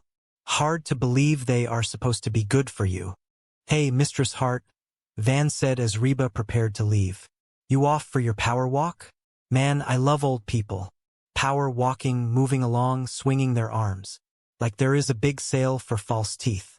No, I am not going for my power walk, Reba said, grabbing her coat. This whole physical thing is getting everybody acting wacko. What do you mean? Van asked. Well, your dad thinks that the guy who gave Barbara Jean her new body is wanting to take a forespin, Reba explained. He probably does, Van said nonchalantly. What are you talking about? Reba asked. Guys are pigs, Van stated, as if it were a fundamental law of physics. They are dogs. They are all animals. They just care about hot women. They are hot dogs. My point is that when you got a hot lady, you got to keep your guard up at all times. I used to, Reba said quietly. You used to? Van asked, then realized his mistake. No, baby, do not take it like that. It is just that I have grown into a mature, stable individual. That is all. Well, I do not like it, Reba said, turning to walk away. Where have you been? she asked Ben as he walked in. I went to get something to eat, Ben replied. So, Ben, Reba said, turning back to the problem at hand. You think that Brock might be right about this trainer? Sure, this guy could be hot for Barber Jean, Ben said, shrugging. But since Barber Jean is not looking to play, there is no problem. And it is obvious Barber Jean is not looking. Why is this obvious? Reba asked. 2 reasons, Ben said, ticking them off on his fingers. Barber Jean is not good at keeping secrets, and she thinks of you as her best friend. If she were fooling around with this guy, she would be constantly talking about him to you. Heck, she would probably even want you to meet him. Meet him? Reba repeated, the realization hitting her. Oh, where are you going? Ben asked. Go down to the gymnasium with the rest of the wackos, Reba shouted over her shoulder. All right, Ben called out. Well, keep those arms a-swinging. The gymnasium was a cacophony of clanking weights and upbeat music. Reba felt out of place as soon as she stepped inside. Oh hey Reba, Barber Jean said, spotting her immediately. You came. Yeah, Reba said, looking around. Man, there is a lot of beautiful people around here. You should see them naked in the shower, Barber Jean whispered with a wink. Suddenly, a tall, incredibly fit man approached them. Hey, he said, his voice smooth and professional. Jordan, Barber Jean said, her face lighting up. Ready to start, Barber Jean? Jordan asked. Yeah, she replied. Hey, you look great in that outfit, Jordan said, gesturing to her workout clothes. Oh, well, the other woman is getting kind of baggy, Barber Jean said, laughing. Can you believe her? She did the impossible. She lost all that weight and kept these fellas. She gestured to her chest, and Reba felt a wave of second-hand embarrassment. Oh. Okay, Jordan, Reba said, stepping forward to interrupt. Jordan, this is my friend Reba, Barber Jean introduced. Hey, I am Jordan, he said, extending a hand. I am Reba, she replied, taking it cautiously. So, you gonna join us, Reba? Jordan asked. Oh, I do not know, Reba said. I just think that me and my fellows will just watch for a while. Well, Reba, you are not gonna get into shape by just watching, Jordan told her. You need to sweat a little. Yeah, but you guys got to understand, Reba explained. It has been a while since I have been in a gymnasium like this, and I do not think. Hello, Jordan said, helping Barber Jean into a deep stretch. Barber Jean, you really are getting limber, Jordan noted. Remember when you could not put your leg over my head? Remember when I did not want to? Barber Jean joked. Is that legal? Reba asked, watching them. I mean, necessary. It is critical to stretch the muscles out before you exercise them, Jordan explained patiently. Yeah, otherwise you could really hurt something. Turn over. He moved to help her with another stretch. Reba, you need to watch this one. This one is my favorite. All right, Jordan said as he guided Barber Jean. Now, this gives a good stretch to the back and chest muscles. Really should do this once a day. Oh, I would do it all day if I could, Barber Jean said, looking completely relaxed. Is this one of these gymnasiums that has the heat on real high? Reba asked, fanning herself. I am sweating. Okay, Jordan said, moving to the weight rack. Oh wow, time for some weightlifting. Oh good, Reba said. That is enough of that stretching. Hello. Okay. Yeah, okay, Barber Jean replied. I think I have seen enough, Reba said, backing away. So, what do you think? Barber Jean asked, catching up to her. You have any interest in getting a personal trainer? Only if he takes me out to dinner first, Reba joked. Are you sure? Reba? Barber Jean asked seriously. Seriously, this is one of the best relationships I have ever had. Oh, Reba said, her voice softening. I think Jordan has his hands full with you. Oh, you are a beginner, Reba, Barber Jean said, patting her arm. You will start with Dot. Dot, Barber Jean called out. A formidable-looking woman walked over. Yep. This is Reba, Barber Jean said. She seems a little tense. I would spend some extra time on the stretching. Hey, Dot said, pointing to the floor. Get down there. Later that evening, Reba was back at home, and Brock was waiting for her with bated breath. So, did you see him? What is he like? Is he little? Could I take him? He is big, Reba said, but he is not as big as Dot. So what do you think? Brock asked, leaning in. Is there something going on there? Look, Brock, Reba said, taking a deep breath. I was hoping that I could go down to the gymnasium and check things out and come back and tell you that there is nothing to worry about. But that is it, Brock shouted, throwing his hands up. Reba, Cheyenne cried out. Come on. Okay, Reba said, finally letting it out. I do not know if they are having an affair or not, but if they keep working out like that, they might be having a baby.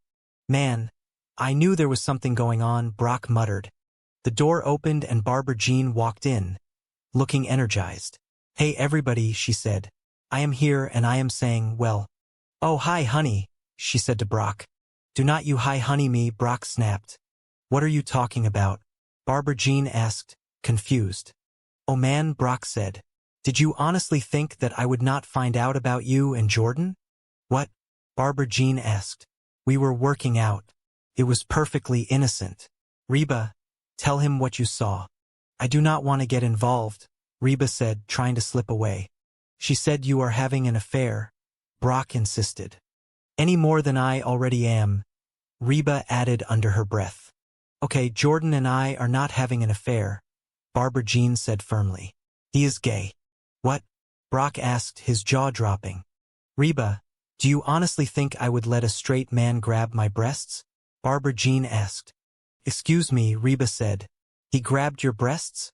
He is gay, Barbara Jean repeated. He was not touching them. He was arranging them. Carry on with your lives. No, Reba, Brock said, his voice shaking. Everything is not fine. I had no idea you were so threatened by the new me. The slim waist, the toned legs, the phallus. The phallus? Reba asked. The girls, Barbara Jean clarified. Oh, the puppies. I am not threatened by you, Reba said. Really? Barbara Jean asked. Yeah. Then why did you go down to the gymnasium? What were you spying on me? No, Reba said, then paused. Okay, yes. I went down to the gymnasium because I thought there was something going on between you and Jordan. Why would you think that? Barbara Jean asked. Because you have changed, Reba said. I have not, Barbara Jean argued. Yes, you have, Reba insisted. Ever since you lost all that weight, you are pushy and obnoxious, and you always want to be the center of attention. Hello? Barbara Jean said. I have always been that way. She kind of got a point there, Brock noted quietly. Yeah, well, something has changed, Barbara Jean, Reba said. Yeah, Barbara Jean agreed.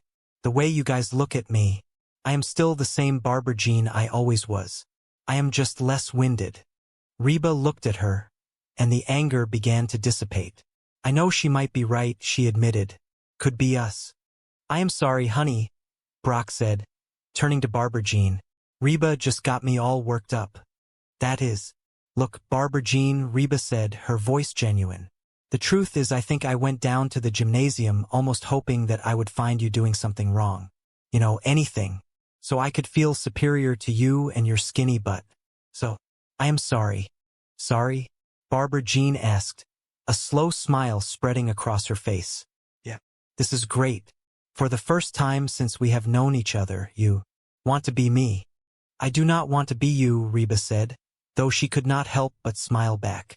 I know, Barbara Jean said, her eyes twinkling. It is even better. You want to look like me. Hey, where are you going? Just gonna go grab something to eat, Reba said, heading for the kitchen. I will see you next year. In the living room, Van and Ben were sitting on the couch. Hey buddy, Van said. What are we watching? No, we are not, Ben said, clutching the remote. Want a rock, paper, scissor for it? Van asked. Let us go. You are gonna pick scissors, are you not? Ben asked. Get out. In the other room, Cheyenne walked up to Van. Hey honey, she said. Hey, baby, Van replied. I need to talk to you, Cheyenne said. Oh honey, I just got the television, Van said. Eyes on the screen. Well, I started thinking that maybe you do not think of me as new pretty because I do not do enough to keep your interest, Cheyenne said, looking down. No, honey, you are way hot, Van said, finally looking at her. Guilty. But anyway, Cheyenne continued. I thought that maybe I should, change my look every now and then just to keep things fresh. So, I bought a wig. Cheyenne, Put that down, Van said, his tone turning serious but kind. Listen to me. I think it is a good thing that when I look at you, I do not see the beautiful girl with the killer body. I see my wife. And I am attracted to her whether she is all dressed up, ready to go out, or just sitting on the couch wearing those washed-up flannel pajamas. Really? Cheyenne asked, her eyes welling up. Yeah, Van said. You are beautiful to me because of who you are. Ah, Cheyenne said, leaning into him. I feel kind of stupid. That is also who you are, and I love it, Van said, kissing her forehead. Come on, you. Where are we going? Cheyenne asked. Oh, we are going upstairs, Van said, standing up. Hold on, Cheyenne said, giggling. I thought you did not want me to leave you alone. Sometimes I want to feel new pretty, she added, pulling him toward the stairs. And so, the Hart household settled back into its usual rhythm. A little bit chaotic, a little bit loud, but filled with a deep, abiding sense of belonging. They had all learned something that day about the weight of change and the enduring strength of the things that remain the same. Reba sat in her kitchen, finally enjoying her power smoothie, knowing that while the outside might change, the heart of the family was as strong as ever. The sun was beginning to dip below the horizon of the quiet Texas neighborhood, casting long golden shadows across the hardwood floors of the house that Reba Hart had worked so hard to maintain. It was a home filled with history, laughter, and the occasional chaotic energy that only a blended family could produce. However, on this particular evening, the air was thick with a different kind of tension. It was not the tension of an argument, but rather the stunned silence of people witnessing something truly remarkable and slightly terrifying. In the kitchen, Van and Ben stood huddled together near the counter, their eyes wide as they watched the whirlwind of activity that was Barbara Jean. For weeks, the woman had been on a transformation journey that seemed to defy the laws of nature. But tonight, it appeared that the journey had taken a detour through the pantry. Van shook his head, his voice a low whisper that barely carried over the sound of a refrigerator door slamming shut. He remarked to Ben that the woman was completely out of control. He compared her to a locust, noting with a mix of awe and genuine concern that she had eaten everything in the house. Ben nodded in somber agreement. They had watched her move from the leftovers to the snacks, and then to things that were not even considered primary food groups. Ben pointed out that she had even finished everything in the house of Mr. H. He gestured toward the dining area, noting that even the salt and pepper shakers were now completely empty. The two young men stood there, paralyzed by the social awkwardness of the situation. Ben turned to Ben and asked why he did not just go over there and tell her that she had eaten too much. Ben recoiled at the suggestion as if Van had asked him to wrestle a bear. He insisted that Van should be the one to do it. The disagreement quickly devolved into their time-honored tradition for settling disputes. They decided to play rock, paper, scissors. Van looked at Ben with a smirk, confident that the outcome was already determined. He told Ben that he knew he was going to lose. Ben, ever the optimist, claimed that this time would be different. They began the count 1, 2, 3. The results were instantaneous. Van threw rock and Ben, true to his predictable nature, threw scissors. Ben groaned in frustration, asking how Van always managed to beat him. Van laughed, explaining that it was because Ben always picked scissors. Ben defended his choice, claiming it was his system. Despite his loss, the reality of the task at hand began to sink in. He asked Van if he would truly be the one to tell her. Van hesitated, his bravado fading as he looked back at the kitchen. He admitted that he did not want to do it. They began to plead with each other, the requests becoming more desperate. Van begged Ben to do it, saying please 3 times in a row. Ben remained firm, asking why he should be the one to deliver such sensitive news. Van tried to use logic, suggesting that girls could say that kind of stuff without it coming across like they only cared about physical looks. He then tried to butter Ben up, telling him that he had been looking very attractive lately. Ben brushed off the compliment with a modest wave of his hand. Suddenly, Reba walked into the room, sensing the awkwardness. She looked at the two of them and offered to be the one to speak to Barbara Jean. The relief on their faces was palpable. Van thanked her profusely. At that moment, Barbara Jean burst into the room, her energy levels reaching a new peak. She announced that Luigi had given her a free pizza. She made a joke about how Luigi did not have to roll it out of the bed every morning, referencing her recent weight loss with a boisterous laugh. Reba looked at the large box and gently suggested that they really did not need another pizza, especially since it was just the three of them.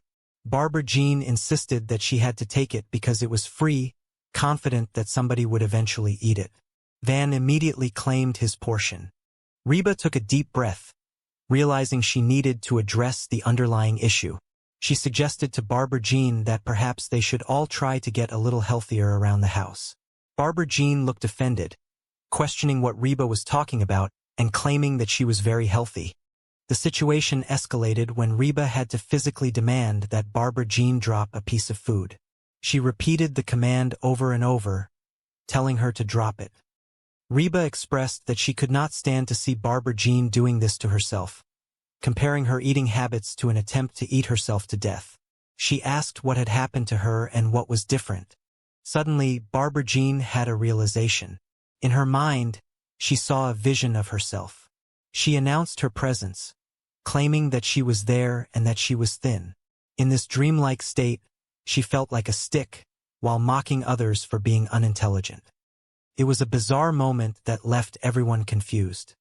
The next morning, the house was filled with the usual hustle and bustle. Brock was there, looking slightly more stressed than usual. He commented on how a nightmare seemed to be continuing. The family dynamic was shifting fast, and Reba felt like a survivor, a single mother who worked too hard but loved her children and never stopped fighting for them. Reba announced to the kids that she would not be making pancakes. Instead, she was making everyone a power smoothie. She also planned to take a power walk that afternoon. Van made a joke about a power cane, which Reba did not find amusing. She reminded them that she could make them both homeless in the blink of an eye if they continued with the attitude. Cheyenne and Van were sitting at the table when Barbara Jean arrived, looking vibrant in her new exercise gear. She began to speak, but Reba jokingly told her to shut up and have a donut. Barbara Jean questioned if Reba was still trying to lose weight with those smoothies. She mentioned that her trainer, Jordan, had told her they were loaded with hidden carbohydrates. Reba explained that she was all for adopting a healthy new lifestyle, but she noticed that Van was staring at Barbara Jean. Van defended himself, saying they had been staring at her for the past 2 hours because she was pretty. Reba pointed out that she was also pretty. Van agreed, saying Reba had always been pretty, but Barbara Jean was what he called new pretty. He compared her to a lightened version of a famous actress, which Barbara Jean took as a massive compliment. As Barbara Jean went to make some calls, Cheyenne felt a bit jealous. Van tried to reassure her that she was still attractive, but his comparison to a television character from the 70s did not quite have the effect he intended. Barbara Jean returned and suggested that Reba should come down to the gymnasium to meet Jordan. She spoke of him as if he were a miracle worker who had changed her life. She claimed he was more than just a personal trainer, as he helped her with her clothes and even the movies she should see. Reba was skeptical, wondering what movies had to do with getting in shape. Barbara Jean explained they just had the same sense of humor and both loved the work of the actor Tim Allen. Despite the invitation to meet her best boyfriend, as she accidentally called him, Reba declined. She chose to stay home with her smoothie, which she described as tasting like fruit gravy. Later, Brock approached Barbara Jean, asking her to go out for a quick lunch. She declined, saying she had to go to the gymnasium. Brock tried to convince her to skip it just once for a romantic French meal, but she used a humorous rhyme to say no. Brock was frustrated, feeling like she was blowing him off to spend time with Jordan. Brock voiced his concerns to Reba, admitting that he liked the new physical appearance but not the new attitude. He was convinced that Barbara Jean was having an affair with the trainer. Reba thought he was overreacting, even if the trainer was younger and better looking. Brock begged Reba to go to the gymnasium and spy on them. Reba initially refused, defending Barbara Jean's faithfulness, but Brock insisted that her new look gave her more options. Reba suggested that Brock should just be honest and tell Barbara Jean how he felt, perhaps asking for a hug. Brock dismissed the idea as ridiculous, not wanting to appear weak and whiny compared to a muscular trainer. The next day, Reba found herself at the gymnasium. She was overwhelmed by the number of fit people around her. She eventually spotted Barbara Jean and was introduced to Jordan. Jordan was indeed impressive, and he immediately tried to get Reba to join the workout. Reba was hesitant, feeling out of place. She watched as Jordan helped Barbara Jean with some intense stretching. The movements seemed very close and personal, which made Reba uncomfortable. Jordan explained that stretching was critical to avoid injury. He then moved on to weightlifting. After observing the session, Reba felt she had seen enough. Barbara Jean asked if she was interested in a trainer, and Reba joked that she would only consider it if he took her to dinner first. Barbara Jean praised her relationship with Jordan, but Reba noted that Jordan seemed to have his hands full. Reba was then introduced to another trainer named, who was even more intimidating. When Reba returned home, Brock was waiting for her, desperate for news. He asked if Jordan was small enough for him to take in a fight. Reba informed him that Jordan was big, but not as big as Dot. She then admitted that while she did not know if they were having an affair, their workout style was suggestive enough that they might as well be starting a family. This news sent Brock into a tailspin. When Barbara Jean came home, he confronted her immediately. He accused her of having an affair with Jordan. Barbara Jean was shocked and defended herself, saying they were just working out and it was perfectly innocent. She asked Reba to back her up, but Reba tried to stay out of it. Finally, Barbara Jean revealed a truth that changed everything. She told them that Jordan was gay. Brock and Reba were stunned.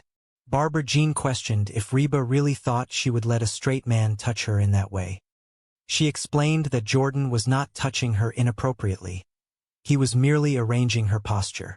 With the affair rumors debunked, the real issue came to the surface. Barbara Jean realized that Brock was threatened by her new self. Reba admitted that she had gone to the gymnasium to spy because she felt that Barbara Jean had changed. She described her as pushy and obnoxious since losing the weight. Barbara Jean countered that she had always been that way, and she was just less out of breath now. Reba apologized, admitting that she had almost hoped to find Barbara Jean doing something wrong so she could feel superior again. This admission delighted Barbara Jean. She loved the idea that Reba actually wanted to be like her, or at least look like her.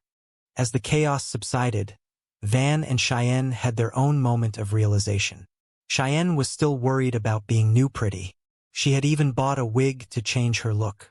Van took her aside and spoke from the heart. He told her that when he looked at her, he did not just see a beautiful girl with a great body. He saw his wife. He said he was attracted to her whether she was dressed up or sitting on the couch in old pajamas. He loved her for who she was. Cheyenne felt a bit silly for her insecurities, but Van assured her that her personality was exactly why he loved her. They decided to head upstairs, finally finding a moment of peace and connection. In the end, the family learned that while physical changes can be dramatic, the people underneath remain the same. Beauty is not just about a new look or a gymnasium membership. It is about the love and history shared between people who truly care for one another. Reba sat in her kitchen, the silence finally returning, and realized that being a survivor meant more than just getting through the day. It meant growing along with the people you love, even when they change in ways you do not expect. The afternoon sun cast long, amber shadows across the suburban kitchen, but the warmth of the light could not hide the peculiar emptiness of the room. Ben stood by the counter, his hand hovering over a cabinet door as if he were afraid of what he might find, or rather, what he would not find. Beside him stood his companion, both of them staring into the void of a pantry that had once been teeming with life and snacks. The silence was broken only by the faint ticking of the clock on the wall and the heavy realization that their food supplies had vanished. "That woman is out of control," Ben whispered, his voice carrying a weight of genuine disbelief. He looked toward the hallway leading to the rest of the house, his eyes wide. "She is like a locust. She has eaten everything in the house." It was not merely a figure of speech. Over the past few days, they had watched in silent horror as the contents of the refrigerator, the cupboards, and even the hidden stashes of treats had been systematically consumed. His companion nodded slowly, tracing a finger over the empty granite surface. She has eaten everything in the house of Mr. H, they replied. Look, even the salt and pepper shakers are empty. It was true. The glass shakers, which usually stood as reliable sentinels of seasoning, were now hollow and clear, stripped of every single grain. The level of consumption was almost impressive, if it were not so inconvenient for everyone else living under the same roof. Why do you not just tell her she has eaten too much? The companion asked, shifting the responsibility with a subtle tilt of the head. Ben recoiled as if the suggestion itself were a physical blow. You tell her, he countered immediately. The thought of confronting the woman about her appetite was daunting. It was a delicate subject, one fraught with the potential for tears, defensive shouting, or worse, a complete lack of snacks for another week. No, you tell her, the companion insisted, crossing their arms. They stood in a stalemate for a moment, the tension thick between them. Finally, Ben sighed and held out his hand, palm flat. Rock, paper, scissors, he declared. It was the only fair way to decide who would have to face the music. Ben, you know you are going to lose, his friend remarked with a knowing smirk. Not this time, Ben said, his jaw setting with determination. He shook his fist in rhythm. 1, 2, 3. Dang it, Ben shouted a second later, looking down at his hand. He had thrown scissors. His friend, of course, had thrown rock. How do you always beat me? Because you always pick scissors, the friend explained calmly, as if stating a fundamental law of physics. Of course I do, Ben muttered, his shoulders slumping in defeat. It is my system. It is reliable. It is consistent. He looked at the kitchen door with a sense of dread. So you will tell her? Yeah, fine, the friend began, but then quickly corrected themselves. No, I do not want to. You tell her. Ben pleaded, his voice rising in a desperate pitch.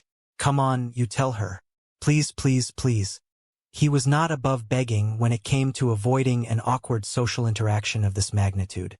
No, Ben, why should I tell her? The friend asked, maintaining their ground.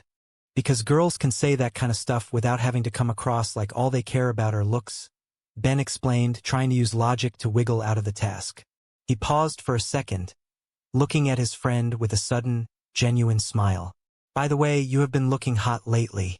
Oh, you, the friend laughed, waving a hand dismissively but clearly pleased by the compliment. The light-hearted moment provided a brief respite from the hunger and the looming confrontation. Look, sweetie, why do I not tell her? A voice chimed in. It was Reba, entering the room with her usual air of maternal authority and a hint of weary amusement. Thank you, Ben sighed, feeling a massive weight lift from his chest. The front door creaked open, and a cheerful voice echoed through the house. Hey, hey, hey, guess who Luigi gave the free pizza to? It was Barbara Jean, carrying a large, steaming cardboard box that smelled heavenly of melted cheese and pepperoni. She looked radiant, her eyes bright with the triumph of scoring a free meal. Luigi does not have to roll it out of the bed every morning, someone muttered under their breath, but the comment was lost in the excitement of the pizza. You know, Mother, we really do not need another pizza, Cheyenne said, walking into the room and looking at the box with a skeptical expression. I mean, it is really just the three of us, Ben added, though his eyes were fixed on the crust. Oh, I know, Barbara Jean said, setting the box down on the counter that was finally seeing some action. But I had to take it. It was free. Somebody will eat it. Dibs, Ben shouted, his hand already reaching for the lid. You know what, Mother? Cheyenne said, turning to Reba. I am thinking maybe we should all try and get a little healthier around here. The sight of the greasy pizza seemed to have triggered a sudden desire for wellness in her. What are you talking about? Barbara Jean asked, her brow furrowing. I am very healthy. All right, that is it, Mistress H. Brock said, appearing in the doorway with an uncharacteristic intensity. Drop it, Mistress H. Drop it, drop it, drop it, drop it. Brock continued, his voice rising. Mistress H. I cannot stand to see you do this to yourself. It is like you are trying to eat yourself to death. Why? What happened to you? What is different? The room went silent as everyone looked at Barbara Jean. She stood there, frozen with a piece of pizza halfway to her mouth. But then, as if a switch had been flipped, the scene shifted. Yoo-hoo! I am here, and I am thin. The voice was Barbara Jean's, but she looked entirely different. The weight she had carried for years was gone, replaced by a lithe, slender frame that seemed almost alien to the family. She twirled in the center of the room, her hair bouncing. Yeah, thin as a stick, and dumb as one. A voice whispered from the corner. It was a harsh, cynical remark that cut through the celebratory atmosphere. Yikes, someone said. What is eating Cooper grape? Look at that, another person noted, pointing at the way Barbara Jean stood. They look like the number 10. Reba woke up with a gasp, her heart hammering against her ribs. She sat up in bed, the sheets tangled around her legs. The room was dark, the only light coming from the pale moon shining through the window. Oh, thank God it was just a nightmare. She breathed, wiping the sweat from her forehead. The image of a rail-thin Barbara Jean mocking her with her newfound fitness was still burned into her mind. But then, from the hallway, the voice returned, piercing the sanctuary of her bedroom. Yoo-hoo! I am here, and I am thin. Reba groaned and pulled the pillow over her head. And the nightmare continues, she muttered to herself. She could feel the rhythm of her life shifting, the past and the present colliding in a way that felt both chaotic and inevitable. My roots are planted in the past, she thought, the words of her own internal anthem playing in her mind. Though my life is changing fast, who I am is who I want to be. A single mom who works too hard, who loves her kids and never stops. With gentle hands and the heart of a fighter, I am a survivor. She forced herself out of bed, ready to face whatever the day and Barbara Jean had in store. Mother, make us some pancakes, the kids called out as she entered the kitchen. The demand was familiar, a staple of their morning routine. No, Reba said, her voice firm. I am making everyone a power smoothie. And this afternoon I am taking a power walk. Power walk? Van asked, looking up from his seat at the table. Oh, forget your power cane. Van, that is not nice, Cheyenne scolded, though there was a twinkle of amusement in her eyes. Mother does aerobics. She could shatter her hip, Van added, grinning. And yet, in the blink of an eye, I can make you both homeless, Reba replied, her tone perfectly balanced between a joke and a promise. The room fell into a respectful silence as she began to pulse the blender, the roar of the machine drowning out any further complaints. Hey everybody, a voice called out. The door opened, and Barbara Jean stepped inside. She was indeed thinner, her new physique highlighted by a form-fitting athletic outfit. I am here and I am.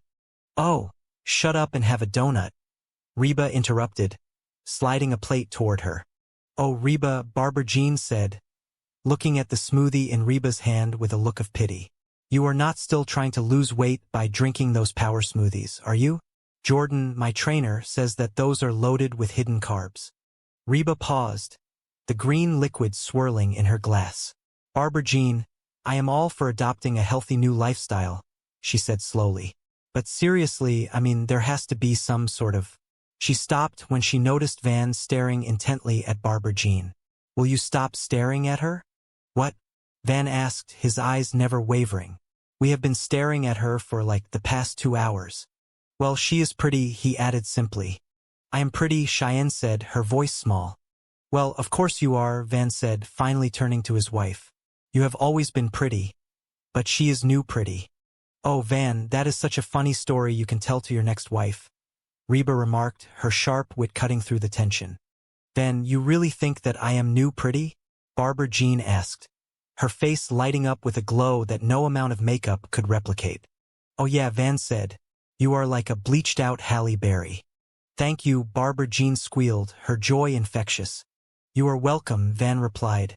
I am gonna go make some calls. The kitchen settled into a strange rhythm. Barbara Jean moved with a new grace, her confidence radiating off her in waves. Reba watched her, feeling a complex mix of admiration and annoyance. So, Barbara Jean, Cheyenne said, leaning forward. Is it true that when you lose a bunch of weight, you want to do, you know? Bounce, kabonce? Fun. Cheyenne shouted, blushing furiously. "Oh, Cheyenne, do not be upset," Van said, popping back into the room for a moment. "You are still hot. You are like a bleached out Jan Brady." "Jan?" Cheyenne asked, offended. "Jan Brady? I am Marcia," she insisted, tossing her hair. "Marcia, Marcia, Marcia." The reference to the classic television show brought a moment of levity to the room. Barbara Jean laughed, but then turned back to Reba with a more serious expression. "So, Reba, I got an idea. You should come down to the gym and meet Jordan, my trainer. Seriously, he will change your life. I mean, he is so much more than a personal trainer. He taught me how to work out and eat right. We go over the clothes I am going to wear, the movies I am going to see." Barbara Jean continued, her eyes wide with excitement. "Well," Reba said, setting her smoothie down, "the movies you are going to see? What has that got to do with you getting in shape?" "Oh, nothing," Barbara Jean admitted. "We just have the same sense of humor. That Tim Allen just kills us. I mean, whether he is playing a dog or Santa Claus, you just buy it. So, you will come meet Jordan?" "No," Reba said firmly. "Oh, come on, Reba," Barbara Jean pleaded. "I want my best girlfriend to meet my best boyfriend." "Boyfriend?"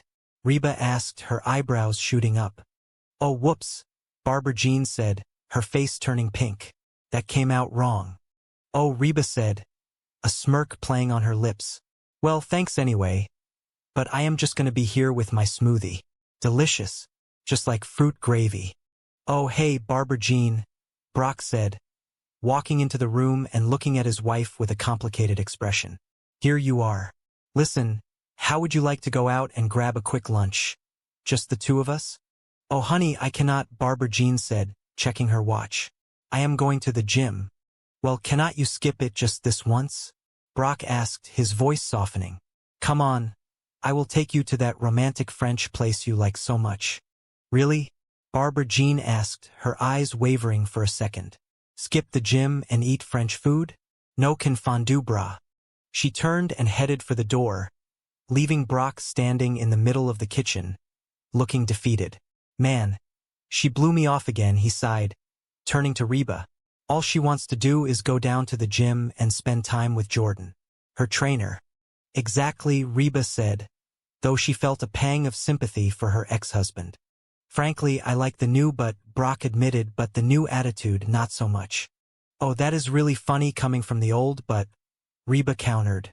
"Jordan is so great." A voice echoed from the other room. It was Van, still caught up in the hype. "Jordan is so toned and funny." "Well, I got news for you," Brock shouted. "Nobody is toned and funny." "Rob, you are overreacting," Reba said, using a nickname that usually annoyed him. "Oh, really?" Brock asked. "Yeah, I think she might be having an affair with this guy." "Barbara Jean with her trainer?" Reba asked, her voice skeptical. "I mean, sure, he is probably a better man than you are, better looking and younger.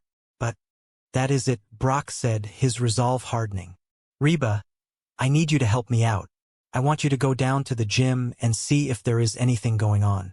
You know, spy on him for me." "No way," Reba said, shaking her head. "You know, Barbara Jean may have a long list of faults, and I have that list if you need a copy. But she is nothing if not faithful." "Yeah, right," Brock said. "Up until now. But now that she is thin and hot, she has all kinds of options. Look, Brock, if it is worrying you that much, be honest with her. Tell her how you feel. Tell her that you just need a hug every now and then." "Oh, now there is a great idea," Brock sneered. "See? Why, since my competition is a macho, muscular dude, I should go the other way and appear all weak and whiny. Your solutions are ridiculous." "Reba," he stormed out of the room, leaving Reba alone with her thoughts and her green smoothie. "It makes me to spy on those. Stupid," she muttered, taking another sip of the fruit gravy. "Hard to believe they are supposed to be good for you." "Hey, Mistress H," Van said, walking back into the kitchen. "You off for your power walk?" "Man, I love old people. Power walking, moving along, swinging their arms. Like there is a big sale for false teeth." "No, I am not going for my power walk," Reba said, her voice flat. "This whole physical thing is getting everybody acting wacko." "What do you mean?" Van asked. Well, your dad thinks that the guy who gave Barbara Jean her new body is wanting to take a forespin, Reba explained. He probably does, Van said, nodding sagely. What are you talking about? Reba asked. Guys are pigs, Van said. They are dogs. They are all animals. They just care about hot women. They are hot dogs. My point is that when you got a hot lady, you got to keep your guard up at all times. I used to, Reba said, her voice quiet. You used to? Van asked, surprised. No, baby, do not take it like that, Reba said, reaching out to pat his arm. It is just that I have grown into a mature, stable individual. That is all. Well, I do not like it, Van declared, his brow furrowing in confusion. Where have you been? Reba asked as Ben walked in a few minutes later, looking a bit sheepish. I went to get something to eat, Ben admitted. So, Ben, you think that Brock might be right about this trainer? Reba asked, looking for a second opinion. Sure, this guy could be hot for Barbara Jean, Ben said, leaning against the counter. But since Barbara Jean is not looking to play, there is no problem. And it is obvious Barbara Jean is not looking. Why is this obvious? Reba asked. 2 reasons, Ben said, counting them off on his fingers.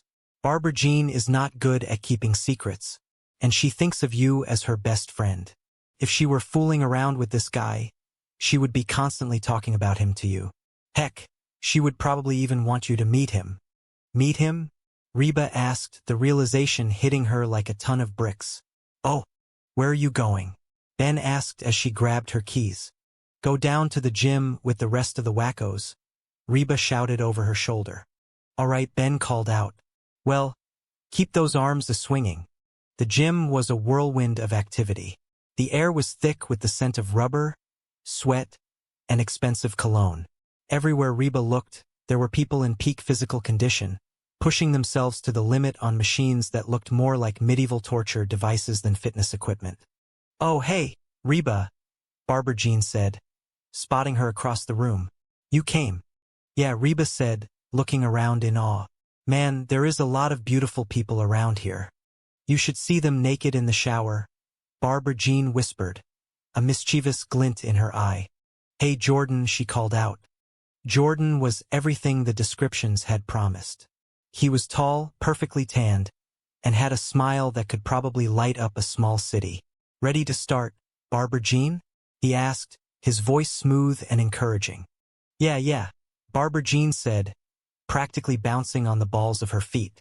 Hey, you look great in that outfit. Oh, well, the other woman is getting kind of baggy, Jordan said, gesturing toward his own athletic gear. Can you believe her? He asked, turning to Reba. She did the impossible. She lost all that weight and kept these fellas. He gestured vaguely toward her chest area. Oh, Barbara Jean squealed, blushing. Okay, Jordan, this is my friend, Reba. Hey, I am Jordan, he said, extending a hand. I am Reba, she replied, taking it. His grip was firm but gentle. So, you gonna join us, Reba? Jordan asked. Oh, I do not know, Reba said, feeling suddenly very out of place in her casual clothes. I just think that me and my fellows will just watch for a while. Well, Reba, you are not going to get into shape by just watching, Jordan said with a playful wink. You need to sweat a little. Yeah, but you guys gotta understand, it has been a while since I have been in a gym like this, and I do not think. Hello, Jordan said, interrupting her as he reached out to help Barbara Jean with a stretch. There. Barbara Jean, you really are getting limber. Remember when you could not put your leg over my head? Remember when I did not want to? Barbara Jean joked. Is that legal? Reba asked, watching them with a mix of fascination and concern. I mean, necessary? It is critical to stretch the muscles out before you exercise them, Jordan explained, his focus entirely on Barbara Jean. Yeah. Otherwise, you could really hurt something. Turn over. Reba, you need to watch this one, Barbara Jean said, her face pressed against the exercise mat. This one is my favorite. All right, Jordan said, guiding her through the movement. Now, this gives a good stretch to the back and chest muscles. Really should do this once a day. Oh, I would do it all day if I could, Barbara Jean sighed. Is this one of these gyms that has the heat on real high? Reba asked, fanning herself with her hand. I am sweating. Okay. Oh wow, Barbara Jean said as they transitioned to the next part of their workout. Time for some weightlifting. Oh good, Reba said. That is enough of that stretching. Hello. Okay. Knock this out, Jordan said, handing Barbara Jean a set of dumbbells. Yeah, okay. All right. I think I have seen enough, Reba said, backing away from the scene. So what do you think? Barbara Jean asked, catching up to her as she headed for the exit. You have any interest in getting a personal trainer? Only if he takes me out to dinner first, Reba joked, though her mind was racing. Are you sure, Reba? Barbara Jean asked, her expression becoming more serious. Seriously, this is one of the best relationships I have ever had. Oh, Reba said, her voice tight. I think Jordan has his hands full with you. Oh, you are a beginner, Reba, Barbara Jean said, patting her on the shoulder. You will start with Dot. A woman who looked like she could bench press a small car appeared from behind a row of treadmills. Yeah, she shouted. This is Reba, Barbara Jean said. She seems a little tense. I would spend some extra time on the stretching. Hey, Dot said, grabbing Reba by the arm. Get down there. By the time Reba made it back to the house, she was exhausted, sore, and more confused than ever. Brock was waiting for her in the living room, pacing back and forth like a caged animal. So, did you see him? He asked the moment she walked through the door. What is he like? Is he little? Could I take him? He is big, Reba said, sinking into a chair. But he is not as big as Dot. So what do you think? Brock asked, leaning in close. Is there something going on there? Look, Brock, Reba said, taking a deep breath. I was hoping that I could go down to the gym and check things out and come back and tell you that there is nothing to worry about. But that is it, Brock said, his face falling. Reba, Brock shouted. Come on. Okay, Reba said, throwing her hands up in the air. I do not know if they are having an affair or not, but if they keep working out like that, they might be having a baby. Man, I knew there was something going on, Brock said, his voice trembling with anger. Hey everybody, Barbara Jean said, walking in with her gym bag over her shoulder. I am here and I am saying, well, unei. Do not you hi honey me, Brock snapped. What are you talking about?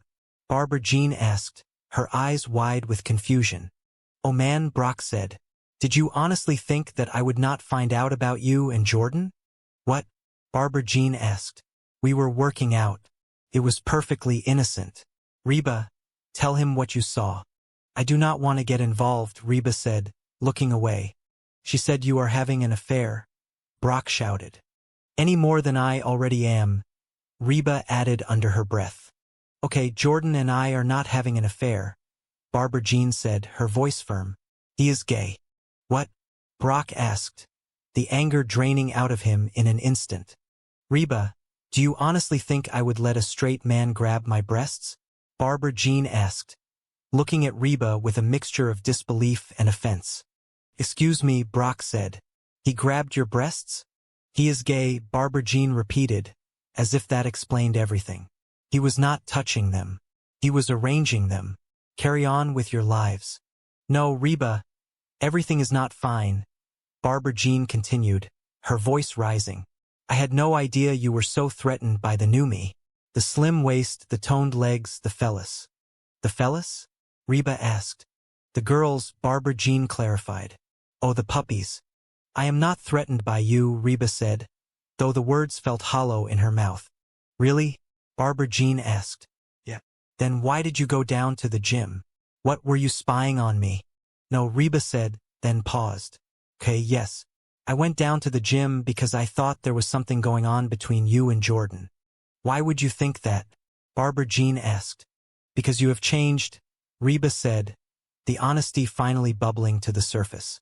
I have not, Barbara Jean insisted. Yes, you have, Reba said. Ever since you lost all that weight, you are pushy and obnoxious, and you always want to be the center of attention. Hello? Barbara Jean said. I have always been that way. She kinda got a point there, Brock muttered from the sidelines. Yeah, well, something has changed, Barbara Jean, Reba said. Yeah, Barbara Jean agreed. The way you guys look at me, I am still the same Barbara Jean I always was. I am just less winded.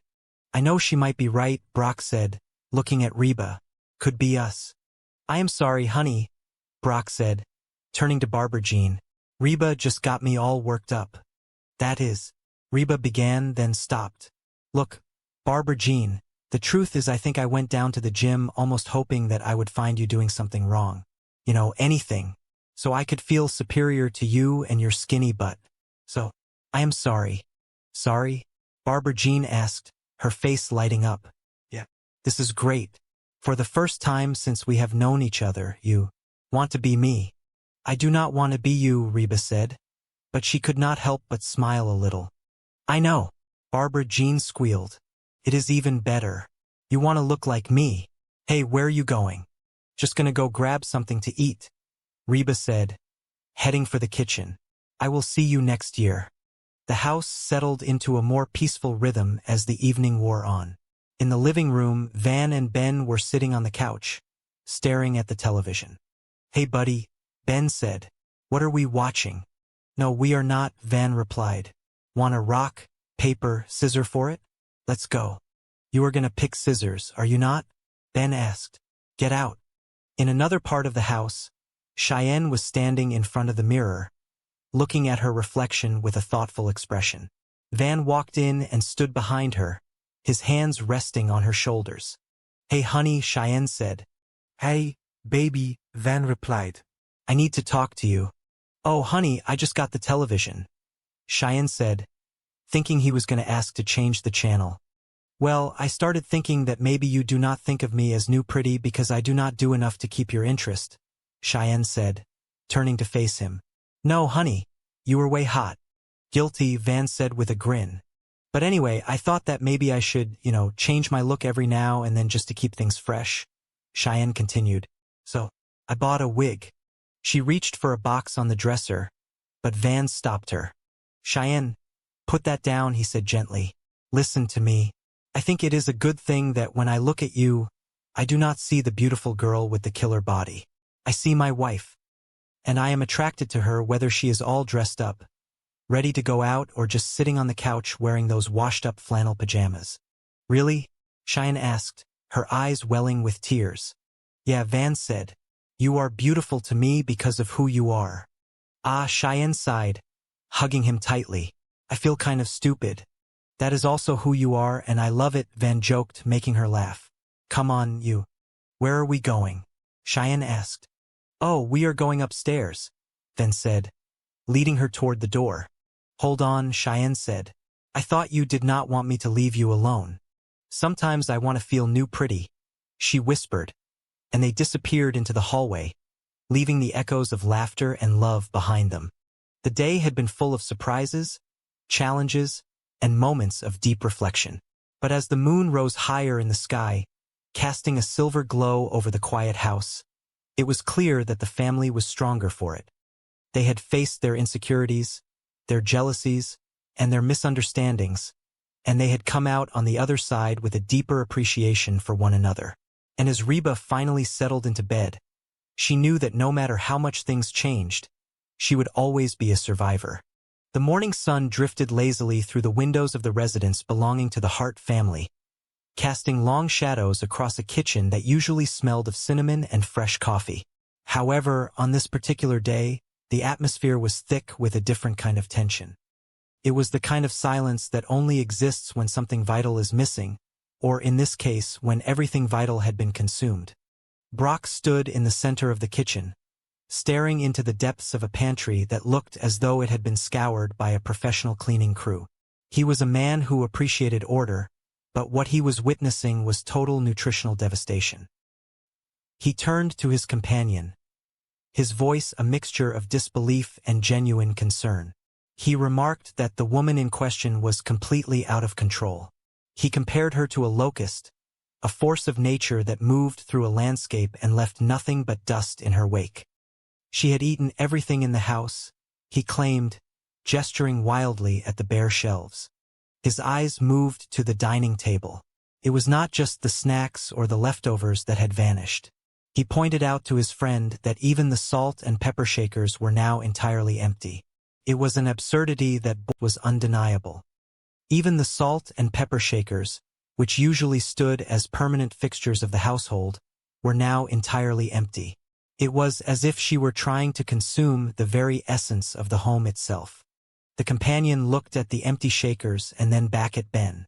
He suggested that perhaps the simplest solution was for Ben to just tell her the truth. Why not simply inform her that she had eaten too much? It was a logical approach, yet one that Ben found himself entirely unwilling to undertake. He looked at his friend and countered the suggestion by telling him that he should be the one to deliver the news. The tension between them grew, a small standoff born of the fear of confronting a hungry woman. They decided to settle the matter in the only way they knew how. They would use the ancient and venerable method of rock, paper, scissors. Ben knew deep down that his chances were slim, but he felt he had no other choice. His friend reminded him that he was almost certainly going to lose, yet Ben insisted on trying his luck this time. They counted together 1, 2, 3. As their hands moved, the inevitable result manifested. Ben looked down at his hand and let out a frustrated exclamation. He had lost again. He asked his friend how he always managed to beat him, and the answer was simple and cutting. It was because Ben always picked scissors. Ben defended his choice, claiming it was his system, a reliable method that had served him well in his own mind if not in reality. Now that the game was over, it was decided that Ben would be the one to speak up. However, the closer the moment of truth came, the more Ben began to waver. He admitted that he did not want to do it. He pleaded with his friend, asking him to take the responsibility instead. He begged and repeated his request, but his friend remained firm. The friend argued that girls could say that kind of thing without it sounding like they only cared about physical appearances. It was a tactical advantage that he believed should be utilized. He even took a moment to offer a compliment, telling his friend that she had been looking particularly attractive lately. This brief moment of levity provided a small distraction from the task at hand, but the underlying issue remained. Eventually, the conversation shifted as they prepared for the inevitable arrival of the woman who had caused all this concern. The mother entered the room, and the dynamic changed instantly. She mentioned that Luigi had given her a free pizza, a gesture that she seemed quite pleased with. Ben tried to interject, suggesting that the family did not really need another pizza. He pointed out that there were only 3 of them and that they had already consumed a significant amount of food. The mother acknowledged his point but explained that she had to take it because it was free. In her mind, someone would eventually eat it. The conversation then took a more serious turn toward the topic of health. Ben suggested that perhaps everyone should try to get a little healthier. This suggestion was met with immediate resistance. The mother claimed she was already very healthy. However, the situation reached a breaking point when she was seen struggling with a piece of food. Ben urged her to drop it, his voice rising in urgency. He told her that he could not stand to see her do this to herself, comparing her eating habits to a form of self-destruction. He asked her what had happened and what had changed in her life to lead her to this point. Suddenly, a new figure appeared. Barbara Jean entered the scene, announcing her presence with a cheerful greeting. She looked remarkably different, having lost a significant amount of weight. She proudly declared that she was thin. The reaction from those around her was a mixture of shock and disbelief. Some made disparaging remarks, comparing her thinness to a stick and suggesting that her intelligence had not grown in proportion to her weight loss. The change was so drastic that it felt like a nightmare to some, a strange and unsettling transformation that they were not yet ready to accept. As the days passed, the focus of the household shifted entirely toward this new lifestyle. The mother decided to trade her traditional breakfast of pancakes for a power smoothie. She announced her intention to go on a power walk later that afternoon. This new commitment to fitness was met with skepticism and humor by the children. They joked about her using a power cane or shattering her hip during aerobics. Despite the teasing, she remained firm in her resolve, even reminding them that she had the power to make them homeless if they pushed her too far. One afternoon, Reba sat in her kitchen, contemplating the changes in her life. She was joined by Barbara Jean, who was still basking in the glow of her weight loss. Reba was skeptical about the power smoothies, questioning whether they were truly effective. She mentioned that a trainer named Jordan had told her these drinks were often loaded with hidden carbohydrates. Barbara Jean was enthusiastic about her new trainer, claiming that he had changed her life.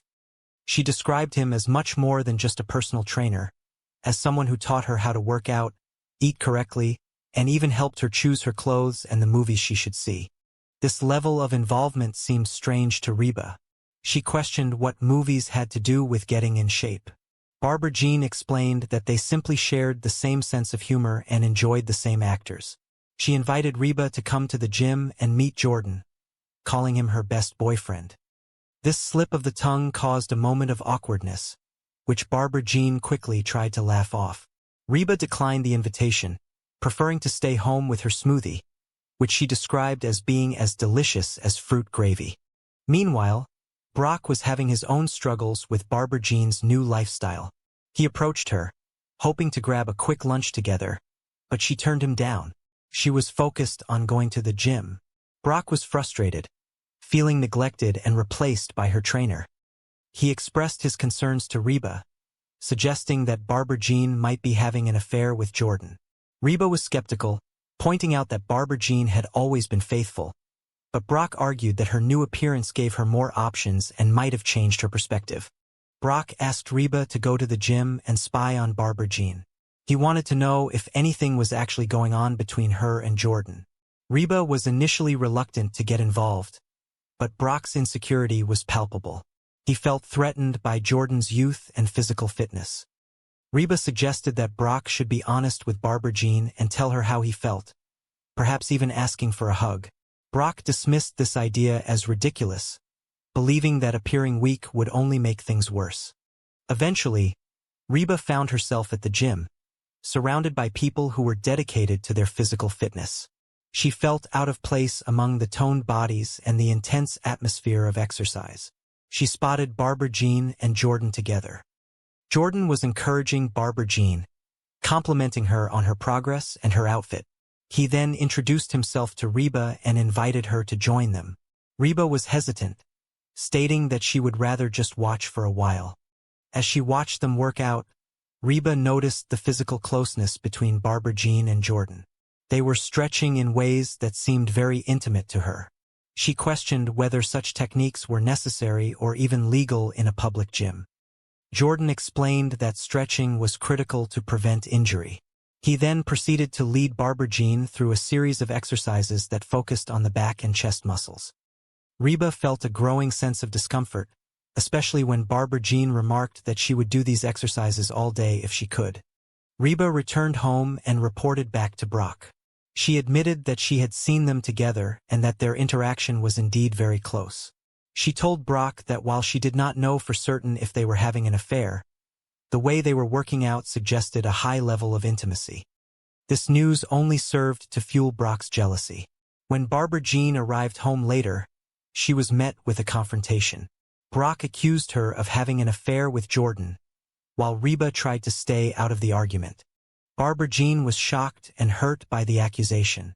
She explained that her relationship with Jordan was perfectly innocent. To the surprise of everyone, she revealed that Jordan was gay. She asked Reba if she honestly thought she would let a straight man touch her in that manner. The revelation changed the entire nature of the conflict. Brock felt foolish for his jealousy, and Reba felt guilty for her role in the spying. The argument shifted as Barbara Jean pointed out that she had not changed as a person, even if her body was different. She argued that it was the way others looked at her that had changed. She felt that Reba and Brock were threatened by her new appearance and were looking for reasons to find fault with her. Reba admitted that she had gone to the gym almost hoping to find Barbara Jean doing something wrong so that she could feel superior to her. It was a moment of honesty that allowed for a reconciliation between the two women. In the aftermath of the conflict, there was a sense of peace and understanding. Van and Cheyenne had their own moment of reflection. Cheyenne had been worried that Van no longer found her attractive because he did not see her as new pretty. She had even bought a wig to try and change her look. Van reassured her that he loved her for who she was not just for her physical appearance. He told her that she was beautiful to him whether she was dressed up or just sitting on the couch in her pajamas. This realization brought them closer together, reminding them that true beauty and connection are found in the depths of a person's character and the history they share. The story concluded with a sense of balance. The characters had faced their insecurities and emerged with a better understanding of themselves and each other.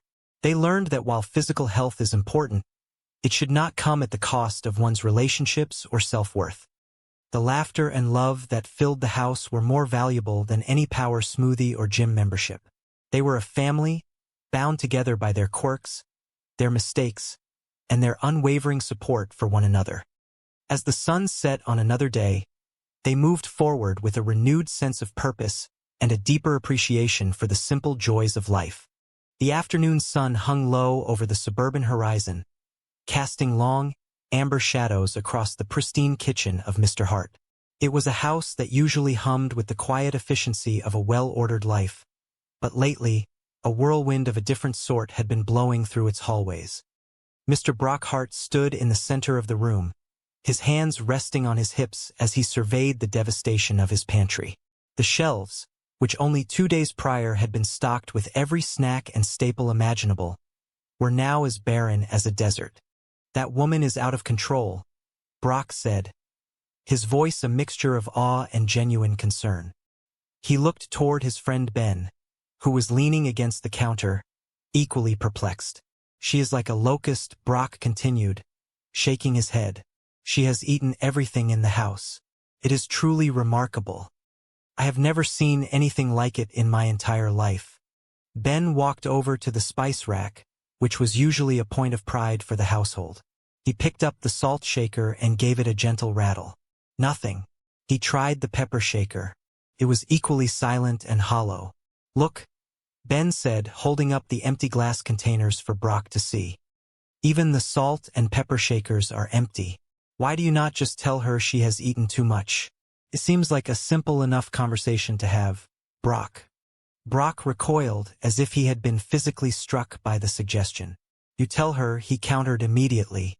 There was no way he was going to be the one to bring up the subject of a woman's appetite, especially not with a woman as spirited as the one currently inhabiting his home. "No, you tell her," Ben insisted. He was not about to walk into that particular trap either. He knew the risks involved in such a delicate social maneuver. "Let us settle this the old-fashioned way.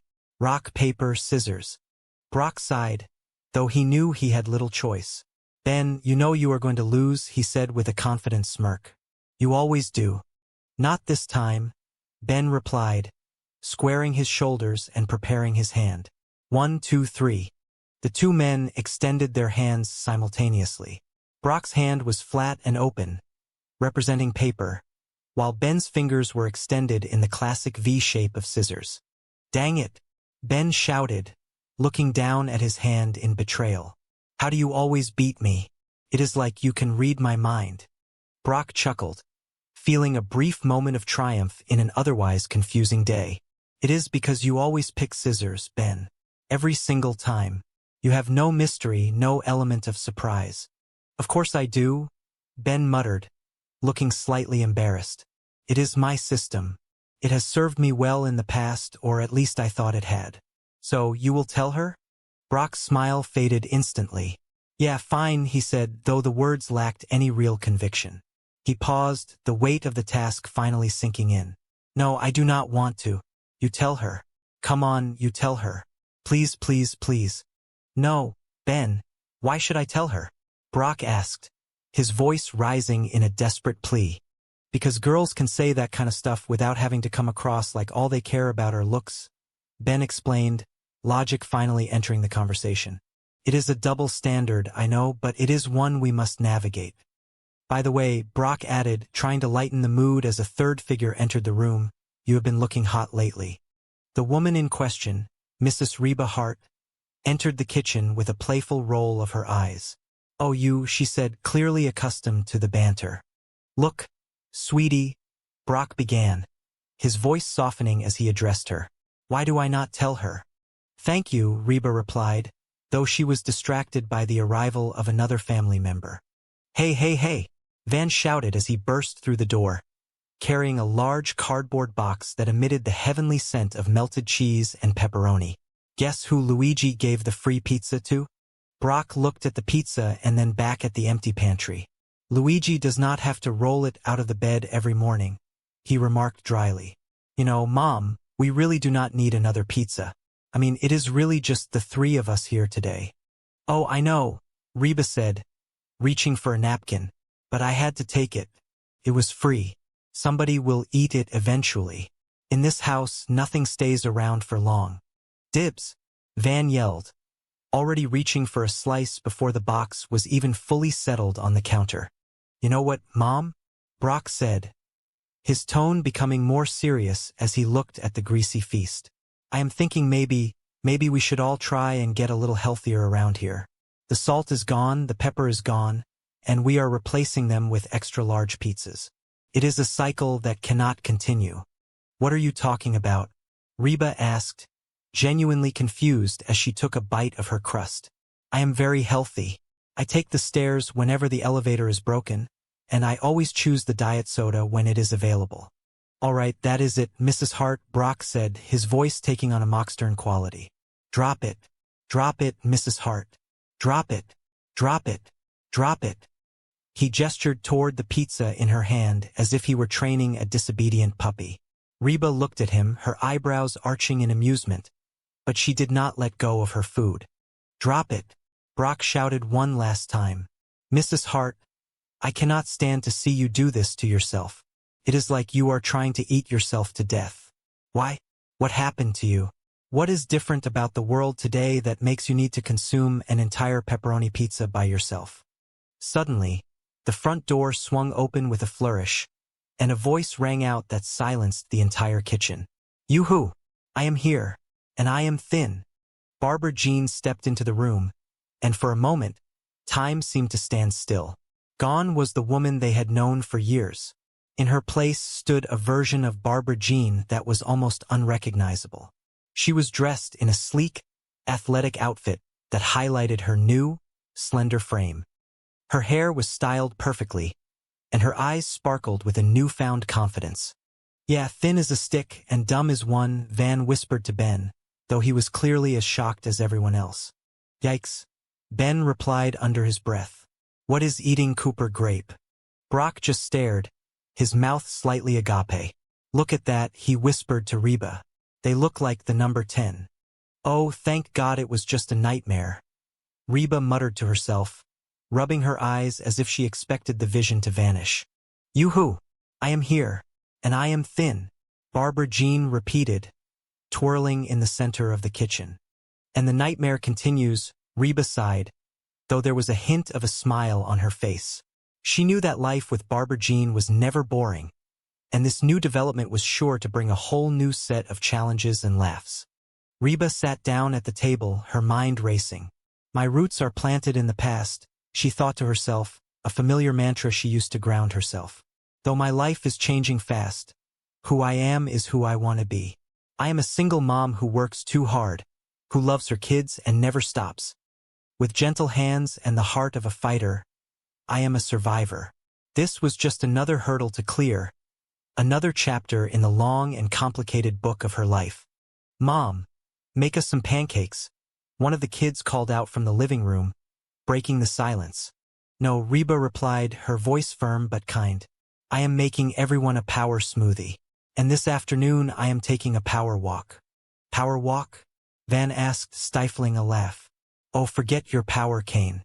Van, that is not nice, Cheyenne said, entering the room and giving her husband a playful shove. Mom does aerobics. She is staying active. She could shatter her hip, Van added, though he quickly retreated when Reba gave him a sharp look. And yet, in the blink of an eye, I can make you both homeless, Reba said with a wink. Hey everybody, Barbara Jean said, still beaming. I am here and I am. Oh, shut up and have a donut, Reba interrupted, pushing a box of pastries toward her. Oh, Reba, Barbara Jean said, her tone becoming slightly condescending in that way that only she could manage. You are not still trying to lose weight by drinking those power smoothies, are you? Jordan, my trainer, says that those are loaded with hidden carbohydrates. They are basically liquid cake.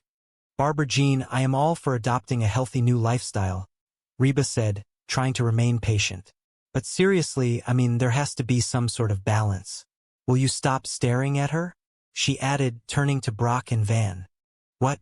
Van asked, looking caught. We have been staring at her for like the past 2 hours. Well, she is pretty. I am pretty, Reba said, a note of mock hurt in her voice. Well, of course you are, Van said quickly, trying to dig himself out of the hole he had just created. You have always been pretty. But she is new pretty.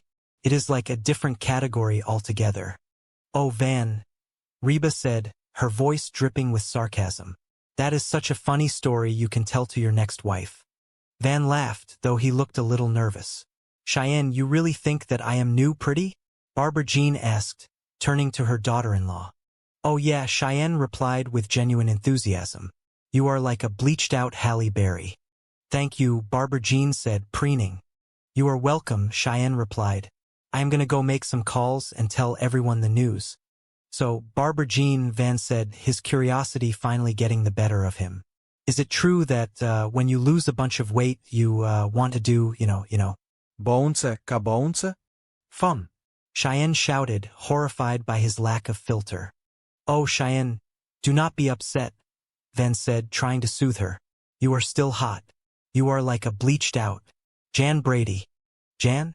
Cheyenne asked, her eyes narrowing. Jan Brady? I am Marcia. Reba chimed in with a grin. Marcia, Marcia, Marcia. So, Reba, Barbara Jean said, leaning in close. I got an idea. You should come down to the gymnasium and meet Jordan, my trainer. Seriously, he will change your life. I mean, he is so much more than a personal trainer. He taught me how to work out and eat right. We even go over the clothes I am going to wear and the movies I am going to see. Whoa, Brock said, interrupting the flow of Barbara Jean's excitement.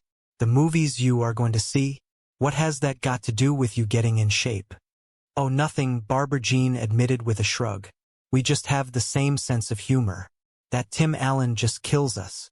I mean, whether he is playing a dog or Santa Claus, you just buy it. He is a versatile actor.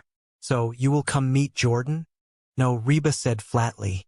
Oh, come on, Reba, Barbara Jean pleaded. I want my best girlfriend to meet my best boyfriend. Boyfriend? Brock asked, his ears perking up instantly. Oh, whoops, Barbara Jean said, her hand flying to her mouth. That came out wrong. I meant my best friend who is a boy. You know what I mean? Oh, Reba said, her eyes twinkling with mischief. Well, thanks anyway. But I am just going to be here with my smoothie. She took a long sip and made a face. Delicious, she said unconvincingly. Just like fruit gravy. The next few days were a blur of activity at the Hart household. Brock was becoming increasingly agitated by Barbara Jean's constant mentions of Jordan. Every conversation seemed to circle back to the trainer's wisdom, his sense of humor, or his impeccable physique. Oh, hey, Barbara Jean, Brock said one morning as she was heading out the door. Here you are. Listen, how would you like to go out and grab a quick lunch? Just the two of us? Oh, honey, I cannot, Barbara Jean replied, her tone apologetic but firm. I am going to the gymnasium. Well, can you not skip it just this once? Brock asked, his voice tinged with desperation. Come on, I will take you to that romantic French place you like so much. Really? Barbara Jean asked, her eyes widening. Skip the gymnasium and eat French food? No confondu, brah. She laughed at her own joke and disappeared out the door, leaving Brock standing in the hallway, feeling more than a little rejected. Man, she blew me off again, Brock complained to Reba later that afternoon. All she wants to do is go down to the gymnasium and spend time with Jordan, her trainer. Exactly, Reba said, not looking up from her book. Frankly, I like the new but, Brock admitted, pacing the floor. But the new attitude, not so much. She is becoming obsessed. Oh, that is really funny coming from the old but, Reba remarked, finally looking up with a smirk. Jordan is so great, Brock mimicked in a high-pitched voice. Jordan is so toned and funny. Well, I got news for you. Nobody is toned and funny at the same time. It is a scientific impossibility. Brock, you are overreacting, Reba said, though she could see how much it was bothering him. Oh, really? Brock asked, stopping his pacing. Yeah, I think she might be having an affair with this guy. Barbara Jean with her trainer? Reba asked, bursting into laughter. I mean, sure, he is probably a better man than you are, better looking and younger. But Barbara Jean is not the type to stray. That is it, Brock said, his mind made up. Reba, I need you to help me out.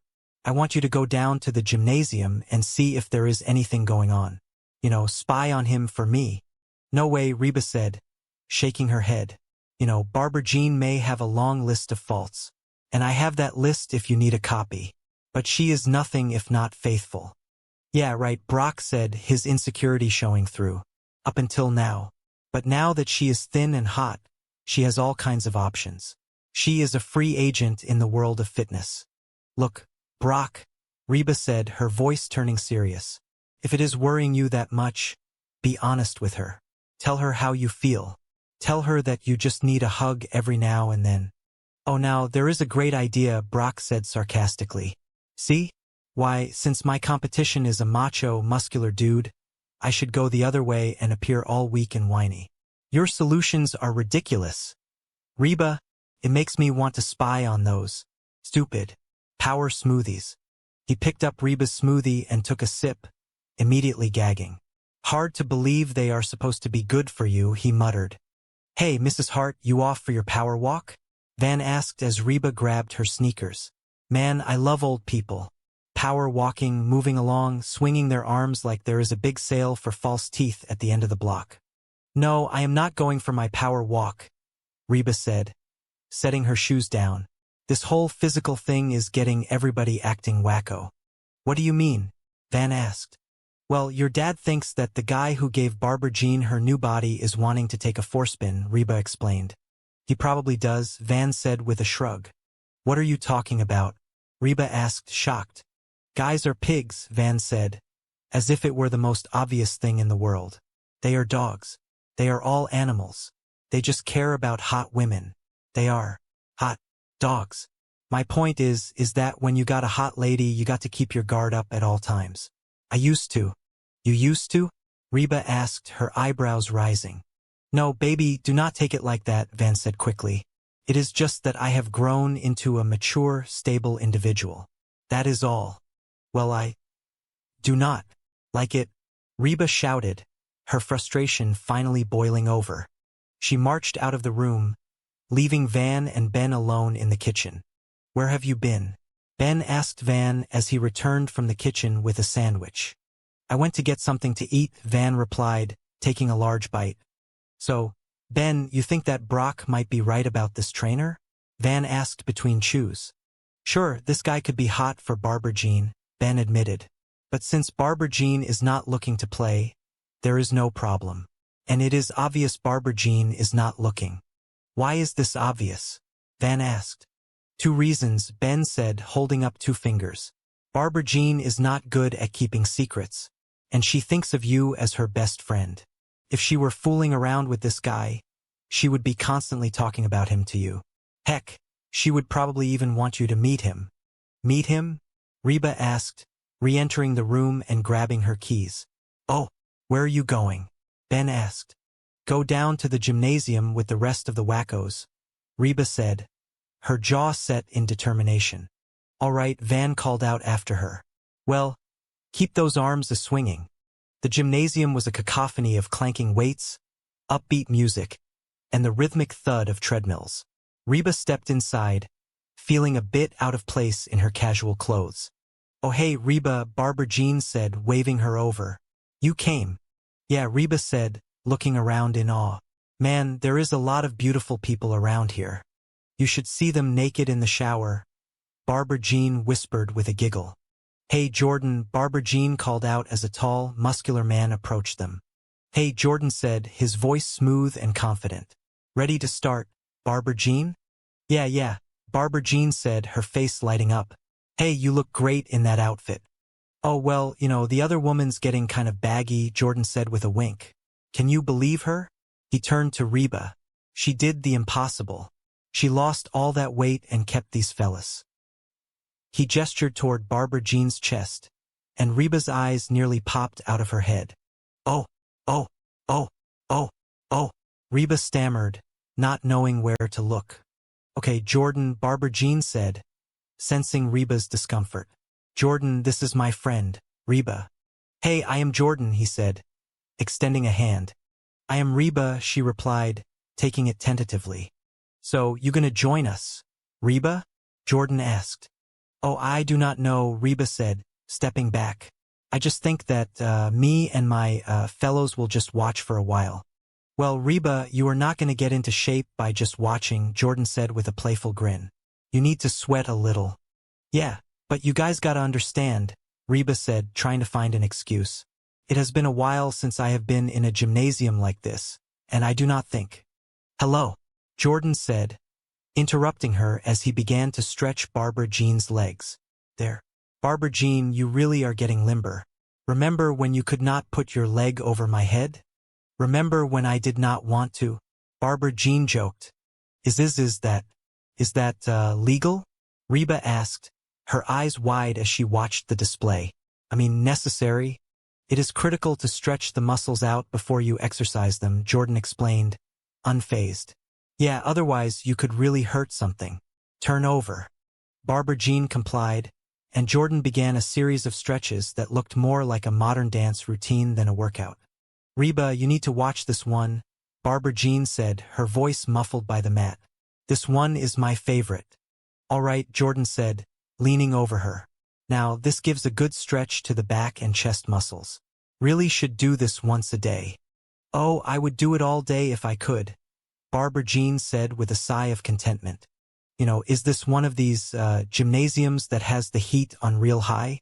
Reba asked, fanning herself with her hand. I am sweating just watching this. Okay, Jordan said, standing up. Oh wow, time for some weightlifting. Oh good, Reba said, feeling relieved. That is enough of that stretching. Hello. Okay. Knock this out, Jordan said, handing Barbara Jean a pair of dumbbells. Yeah, okay. All right. You know, I think I have seen enough, Reba said, turning to leave. So what do you think? Barbara Jean asked, following her toward the exit. You have any interest in getting a personal trainer? Only if he takes me out to dinner first, Reba joked. Are you sure, Reba? Barbara Jean asked, her tone becoming more earnest. Seriously, this is one of the best relationships I have ever had. Oh, Reba said, her heart sinking. I think Jordan has his hands full with you. Oh, you are a beginner, Reba, Barbara Jean said with a wave of her hand. You will start with Dot. A woman who looked like she could bench press a small car stepped forward. Yeah. This is Reba, Barbara Jean said, introducing them. She seems a little tense. I would spend some extra time on the stretching. Hey, Dot said, grabbing Reba's arm. Get down there. Reba returned home feeling like she had been through a car wash without the car. Brock was waiting for her in the living room, pacing like a caged tiger. So, did you see him? Brock asked the moment she walked in. What is he like? Is he little? Could I take him? He is big, Reba said, collapsing onto the sofa. But he is not as big as Dot. So what do you think? Brock asked, leaning over her. Is there something going on there? Look, Brock, Reba said, looking up at him with tired eyes. I was hoping that I could go down to the gymnasium and check things out and come back and tell you that there is nothing to worry about. But that is it, Brock said, his face falling. Reba, come on, Brock shouted, his frustration boiling over. Okay, Reba said, sitting up. I do not know if they are having an affair or not, but if they keep working out like that, they might be having a baby. Man, I knew there was something going on, Brock said, throwing his hands up in the air. Hey, everybody, Barbara Jean said, entering the room with a cheerful smile. I am here and I am saying, well. Oh, hi, honey, Brock said, his voice dripping with sarcasm. Do not you hi honey me, Barbara Jean said, her smile vanishing instantly. What are you talking about? Oh man, Brock said, his voice rising. Did you honestly think that I would not find out about you and Jordan? What? Barbara Jean asked, genuinely confused. We were working out. It was perfectly innocent. Reba, Tell him what you saw. I do not want to get involved, Reba said, holding up her hands. She said you are having an affair, Brock shouted. Any more than I already am, Reba added under her breath. Okay, Jordan and I are not having an affair, Barbara Jean said, her voice firm. He is gay. What? Brock asked, his jaw dropping. Reba, do you honestly think I would let a straight man grab my breasts? Barbara Jean asked, turning to her friend. Excuse me, Reba said, her eyes widening. He grabbed your breasts? He is gay, Barbara Jean repeated, as if that explained everything. He was not touching them. He was arranging them. Carry on with your lives. No, Reba, Brock said, his voice becoming more level. Everything is not fine. I had no idea you were so threatened by the new me. The slim waist, the toned legs, the phallus, Barbara Jean added, preening. The phallus? Reba asked. The girls, Barbara Jean clarified. Oh, the puppies. I am not threatened by you, Reba said, though her voice lacked conviction. Really? Barbara Jean asked. Then why did you go down to the gymnasium?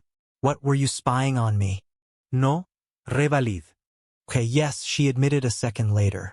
I went down to the gymnasium because I thought there was something going on between you and Jordan. Why would you think that? Barbara Jean asked, her feelings clearly hurt. Because you have changed, Reba said, her voice softening. I have not, Barbara Jean insisted. Yes, you have, Reba said. Ever since you lost all that weight, you are pushy and obnoxious, and you always want to be the center of attention. Hello? Barbara Jean asked, looking around. I have always been that way. She kinda got a point there, Brock whispered to Reba. Yeah, well, something has changed, Barbara Jean, Reba said, trying to find the right words. Yeah, Barbara Jean said, her voice turning quiet.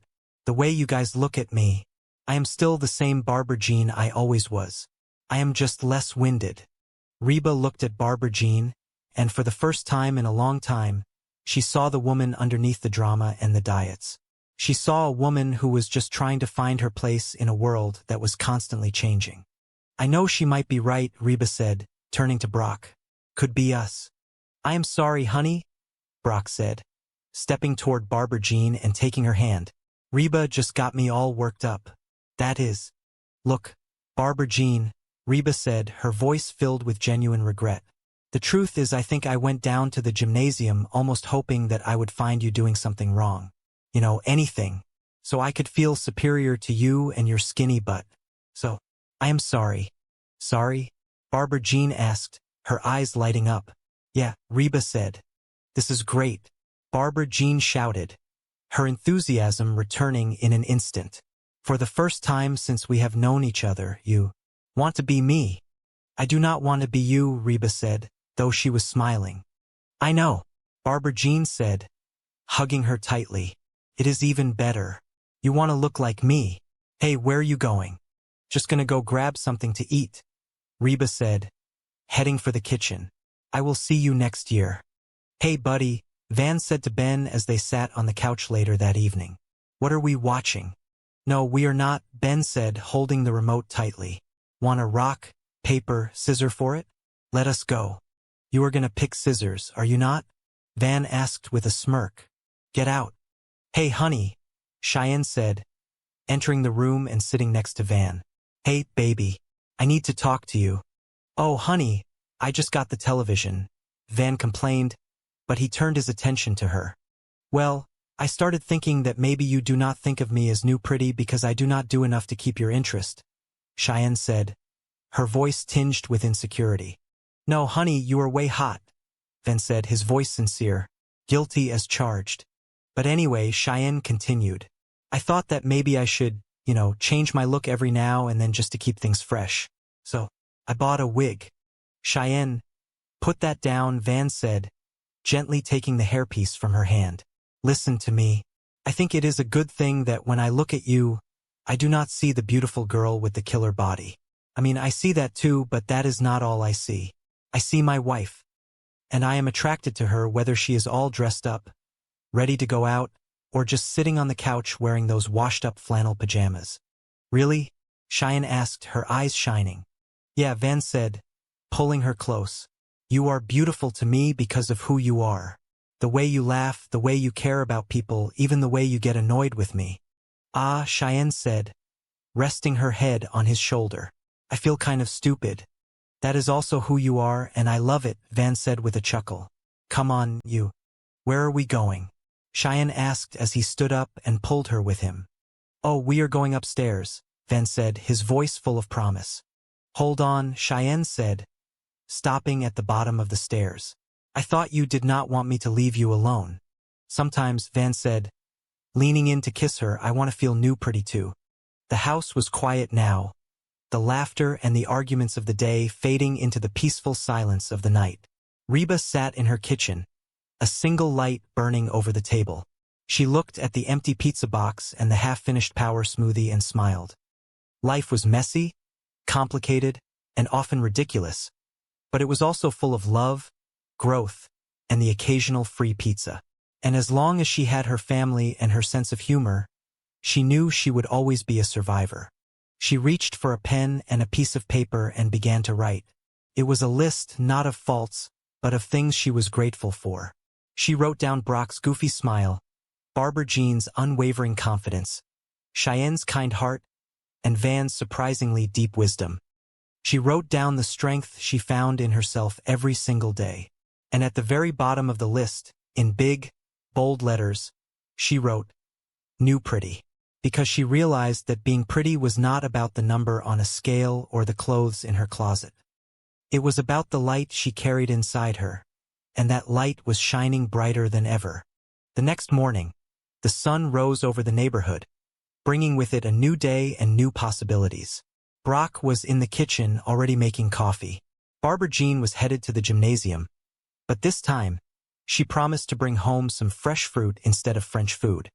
Cheyenne and Van were laughing in the backyard, and Reba was standing on her porch, breathing in the fresh morning air. She looked out at the world and smiled. It was a beautiful day, and she was ready for whatever it might bring. The end of one chapter was simply the beginning of another, and in this family, the story was always worth telling. They had learned that change is not something to be feared, but something to be embraced. They had learned that love is not about finding someone perfect, but about seeing an imperfect person perfectly. And most importantly, they had learned that as long as they had each other, they would always have everything they needed. As Reba walked back into her house, she heard the familiar sound of a rock, paper, scissors game starting up in the living room. She laughed to herself, knowing that some things would never change, and she would not have it any other way. The heart of a fighter, the hands of a survivor, and a family that kept her on her toes. It was a good life, a very good life indeed. The atmosphere in the house was thick with a peculiar kind of desperation, the kind that only arises when a refrigerator once bursting with life has been rendered as hollow as a desert canyon. Ben stood in the kitchen, his eyes wide with a mixture of awe and genuine terror as he surveyed the carnage. He leaned toward his companion, his voice a hushed whisper that carried the weight of a monumental discovery. He declared that the woman in question was completely out of control, comparing her to a locust that had descended upon their domestic sanctuary. She had, in his estimation, eaten every single scrap of food in the entire house. His friend looked on, equally stunned. It was not just the leftovers or the snacks that had vanished. As they peered into the pantry of Mr. H, the evidence was damning. Ben pointed toward the counter, noting that even the salt and pepper shakers had been picked clean, as if the seasoning itself were a gourmet meal. The desperation in the air was palpable. Ben suggested that someone needed to be the voice of reason and tell her that she had simply eaten too much. However, when it came to actually delivering the message, bravery was in short supply. They stood there, two grown men paralyzed by the prospect of telling a hungry woman to put down the fork. They decided to let fate intervene through the ancient and sacred ritual of rock, paper, scissors. Ben was hesitant, knowing his own track record of failure, but he agreed to one round. As they counted to 3, Ben threw his hand out with hope, only to see it crushed yet again. His friend sighed, explaining that the reason he always won was that Ben followed a predictable system of always picking scissors. Despite the loss, Ben pleaded, begging his friend to take the fall. He argued that girls had a way of saying those things without sounding shallow, whereas a man would just come across as obsessed with looks. To soften the blow, Ben even threw in a compliment about how his friend had been looking particularly attractive lately, hoping flattery would do what the game could not. Suddenly, the front door swung open and Luigi arrived, bearing the gift of a free pizza. The irony was not lost on anyone. While they were trying to find a way to discuss a diet, more calories were being delivered to the doorstep. Mrs. H looked at the pizza with a glint in her eye that suggested the previous meals had only been a warm-up. Her family tried to intervene, suggesting that they really did not need another pizza for just the three of them. Reba, however, was undeterred. It was free, and in her mind that meant it had to be eaten by someone. She claimed dibs before anyone else could blink. This moment of excess triggered a sudden shift in the family dynamic. They began to talk about getting healthier, but Mrs. H was defensive. She claimed she was perfectly healthy even as she reached for another slice. The situation escalated until her family was practically begging her to drop the food, treating the intervention like a high-stakes standoff. They looked at her with genuine concern, wondering what had happened to the woman they knew and why she seemed determined to eat herself into oblivion. Then the dream shifted. In a surreal nightmare, Reba saw a vision of herself that was terrifyingly different. A voice called out, announcing her arrival as a thin version of herself. In the dream, she looked like a stick, and the cruelty of the vision suggested that being thin came at the cost of her intelligence. She woke up in a cold sweat, relieved to find that the nightmare of being a size 0 was over, only to realize that the pressure to change was still very much a part of her reality. The morning brought a new determination. Reba decided to trade her pancakes for a power smoothie, a thick and questionable concoction that she promised would be the start of a new life. She announced her plans for a power walk later that afternoon, though her family was skeptical. Van, ever the joker, made a comment about her needing a power cane, which earned him a sharp rebuke. Despite the teasing, Reba stood her ground, asserting her identity as a survivor, a single mom who worked too hard and loved her kids too much to give up on herself. The domestic peace was interrupted by the arrival of Barbara Jean, who burst into the room looking significantly different. She had lost a great deal of weight and was practically glowing with a new sense of confidence. She teased Reba about the power smoothies, mentioning that her trainer, a man named Jordan, had warned her about hidden carbohydrates. The room fell silent as everyone stared at Barbara Jean. She was no longer just the neighbor. She was, as Van put it, the new pretty.